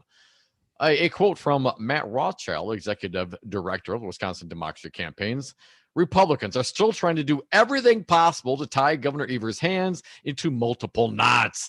Obviously, the legislature, they're doing it, but they're going way beyond that on the administrative boards, like the NRB, where a Republican appointee whose term has expired bizarrely refuses to get off the board and let Evers' appointee take out the seat, as is customary. I mean, really? You just, what? There's... I will continue. I don't want to opine here. Once a nominee is confirmed, it's much harder to get rid of that person. So the Wisconsin Senate has chosen not to confirm some of them who still hold the title of secretary designee. The Senate also made it clear they were willing to fire an Evers appointee with whom they had a conflict, as they did with then Department of Agriculture, Trade, and Consumer Protection secretary designee Brad Pfaff, who is since been elected as a senator. There were also constant attacks on the then Department of Health Services Secretary designee Andrea Palm, and the continued threat of firing hanging over the Department of Transportation Secretary designee Craig Thompson. That's the distressing part, Mandel says, because we allow people to serve in these de facto capabilities. The legislature allows them to serve and has them on tenterhooks. We can fire you tomorrow. On Wednesday, Preen implied he wouldn't be giving up his seat anytime soon when he talked about attending the next NRB meeting in June. And the NRB is also not the only state board or commission where Republicans hold power to prevent Evers from gaining a majority of his appointees installed. This year, Evers' nominee to the UW System Board of Regents gave him control of the board that, under Walker's control, has been highly controversial. None of the nominees Evers has made to the board since he was sworn in has been confirmed by the Senate. All of them are currently serving as de facto members. The status of de facto regents could have severe ramification when the board meets this week for the first time with a potential Evers majority. This week's meeting is set to play a huge factor in the future of the UW system as a new board president is elected. The presidential election the presidential election could be contested between Evers and Walker's appointees. I mean, what? You guys lost. Just get out of the way. There's more, crew. Do you want to jump in here? No, I think all right. We got the gist. We got the gist of what the Republicans are doing. But what has to happen for the guy to vacate the seat? Does he need to willingly say and pronounce to the world, I am vacating? Or can he just, when he goes out, just change the lock on the door? You know what I mean? How hard is it to keep him out of the office? Well, it's hard when you cannot replace the person because Republicans won't acknowledge and confirm any of the Evers appointees. Well, they didn't confirm the de facto ones either, but the old ones aren't still sitting in the seat. Well, they did, in fact, at some point confirm the former and current board holders.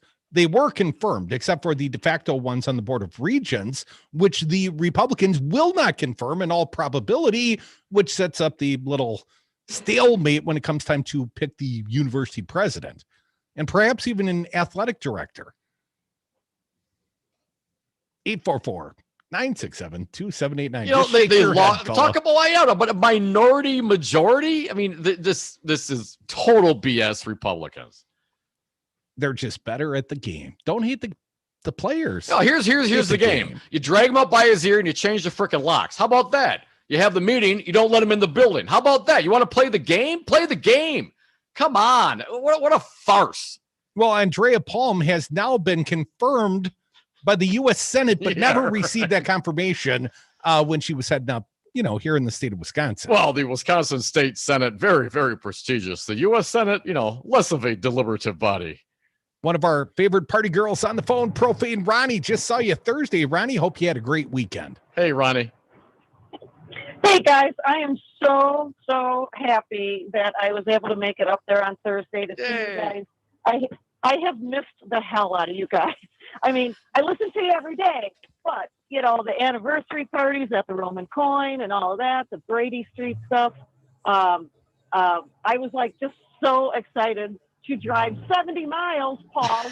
I drove 70 miles to go see these guys. Yeah. And, I was hoping to run into some of the other callers, and I did meet a couple people. So that was nice to meet. And you got a super cool Devil Radio T-shirt, almost as cool as the one you were wearing underneath it. The Breastis T-shirt. Yeah, my Breastis is in a tuxedo. Yeah, I did pick that just for you guys because I love you so much. Oh, thanks, Ronnie. We love you too. That tuxedo shirt was sort of the gift that kept on giving, Ronnie. Nice. I can't make it to the one in June, but keep having the parties and I'll show up at some place. And I'll meet some of the people at other places then. So I assure you, I recommend to you go see these guys because they're fun. We are fun, and I guarantee you, Ronnie, there'll be more parties. It's the summer of love. Come back with us. More Devil's Advocates.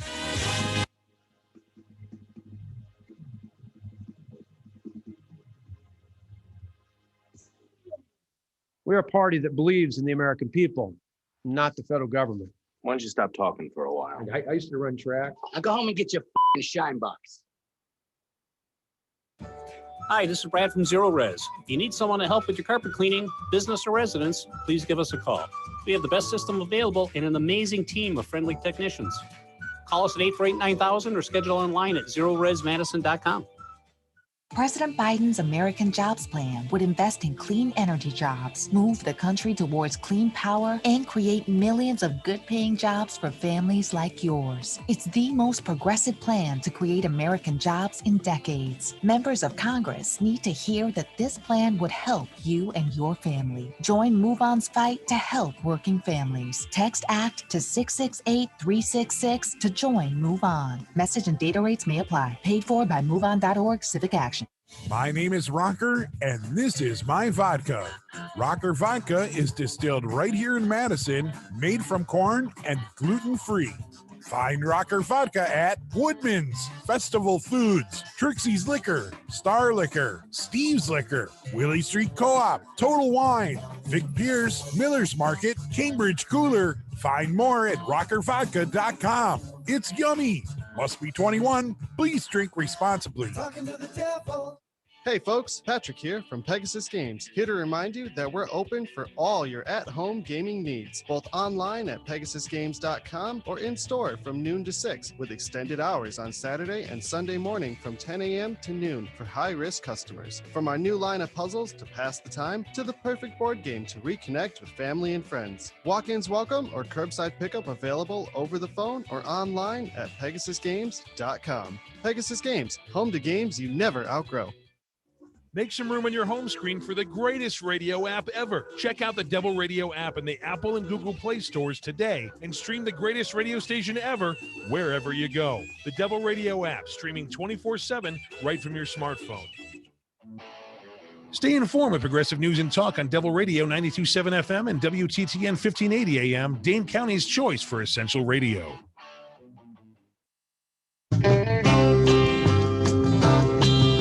The Devil's Advocates, they refuse to do math on the radio.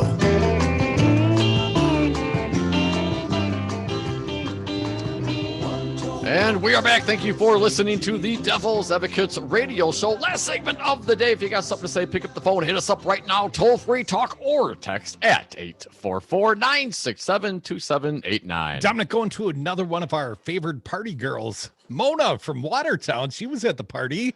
Mona, welcome back to the Devil's Advocates. Hey, Mona. Hey, how are you guys doing? Awesome. Great. How It was you great doing? seeing you Thursday in Beaver Dam. You guys are doing awesome. I wanted to let you know that I heard Ronnie and I had to call. We had such a good time with you guys and her, and I also got a free T-shirt. Well, don't tell everyone, Mona. Everyone's going to want a free T-shirt. But they have to drink beer with you. Mona, you got any political thoughts, or are you just happy about the partying? It was fun. Thanks for coming out, Mona. I know it was a dreary day up in Beaver Dam, but you guys made it so much brighter. Yes, thank you. I wanted to let you know that I also appreciated that hearing just a few minutes ago on your show that Andrea Palm has now been confirmed as Secretary of Health for the state, for the federal, and yet as the state of Wisconsin would not confirm her. And we can thank the Republicans for that. She was good, and she's good enough for the federal government, but not good for the state. Well, they say, Mona, good enough for federal work. My understanding is Scott Fitzgerald and Tom Tiffany, a couple of the most Trumpster former state senators turned congressmen, they opposed Palm's confirmation through the U.S. Senate.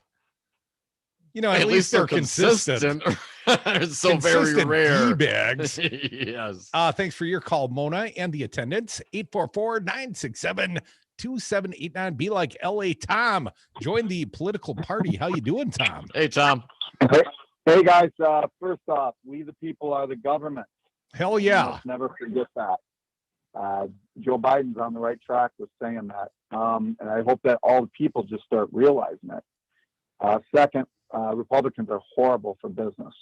And we need to remember that as well.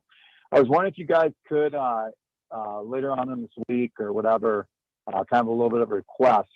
One, can you guys get HR 1 for the People Act and actually point out what's in this legislation in layman's terms, I guess, for everybody.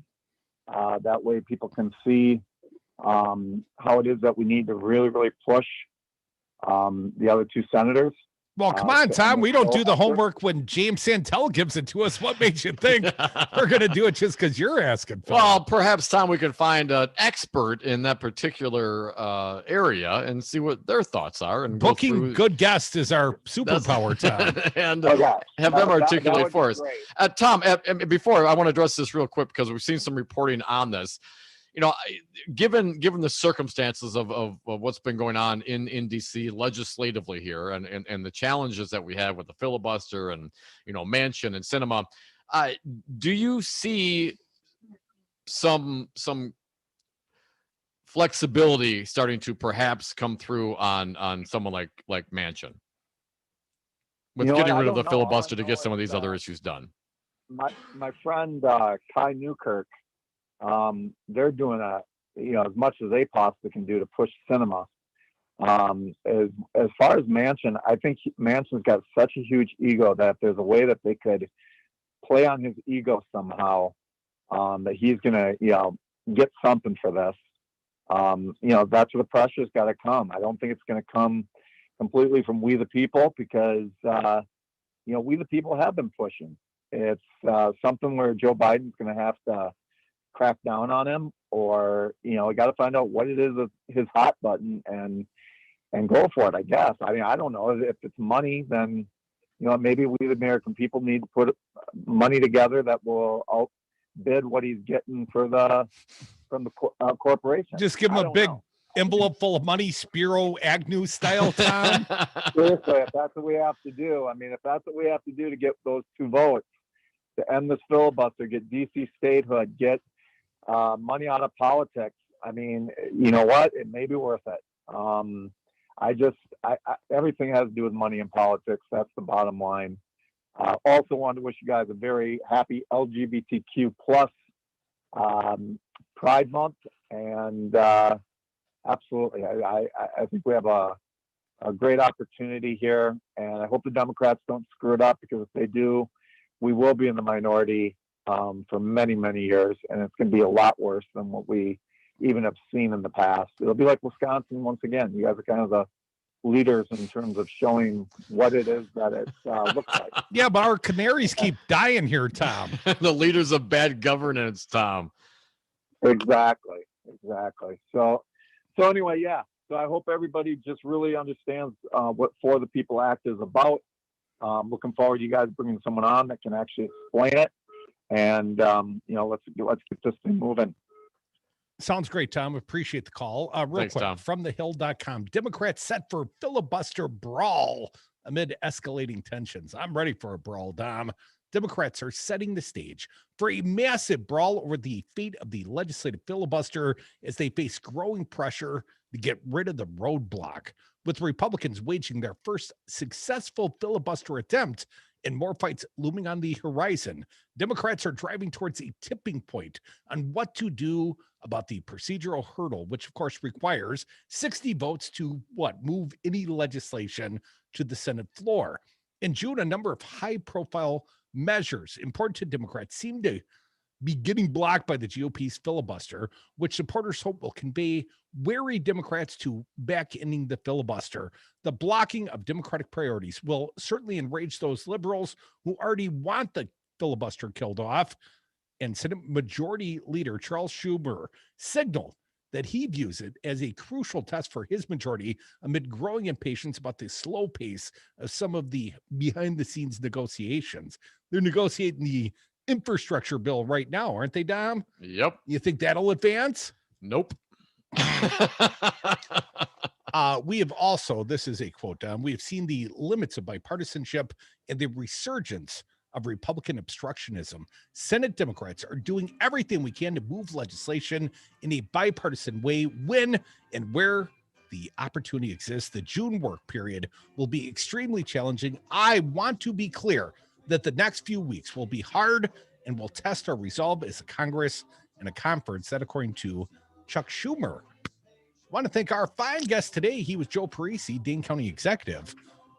I want to encourage all of you to look up a future Devil Radio Devil's Advocates party coming to a party and bar or place of worship someday soon.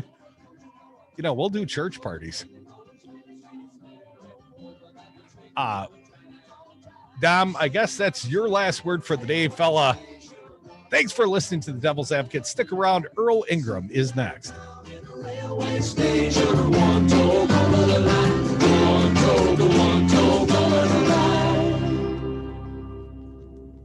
If I did a tenth of what she did, I would be in jail today. Sedition! I am not a role model. Shit my pants. Aha!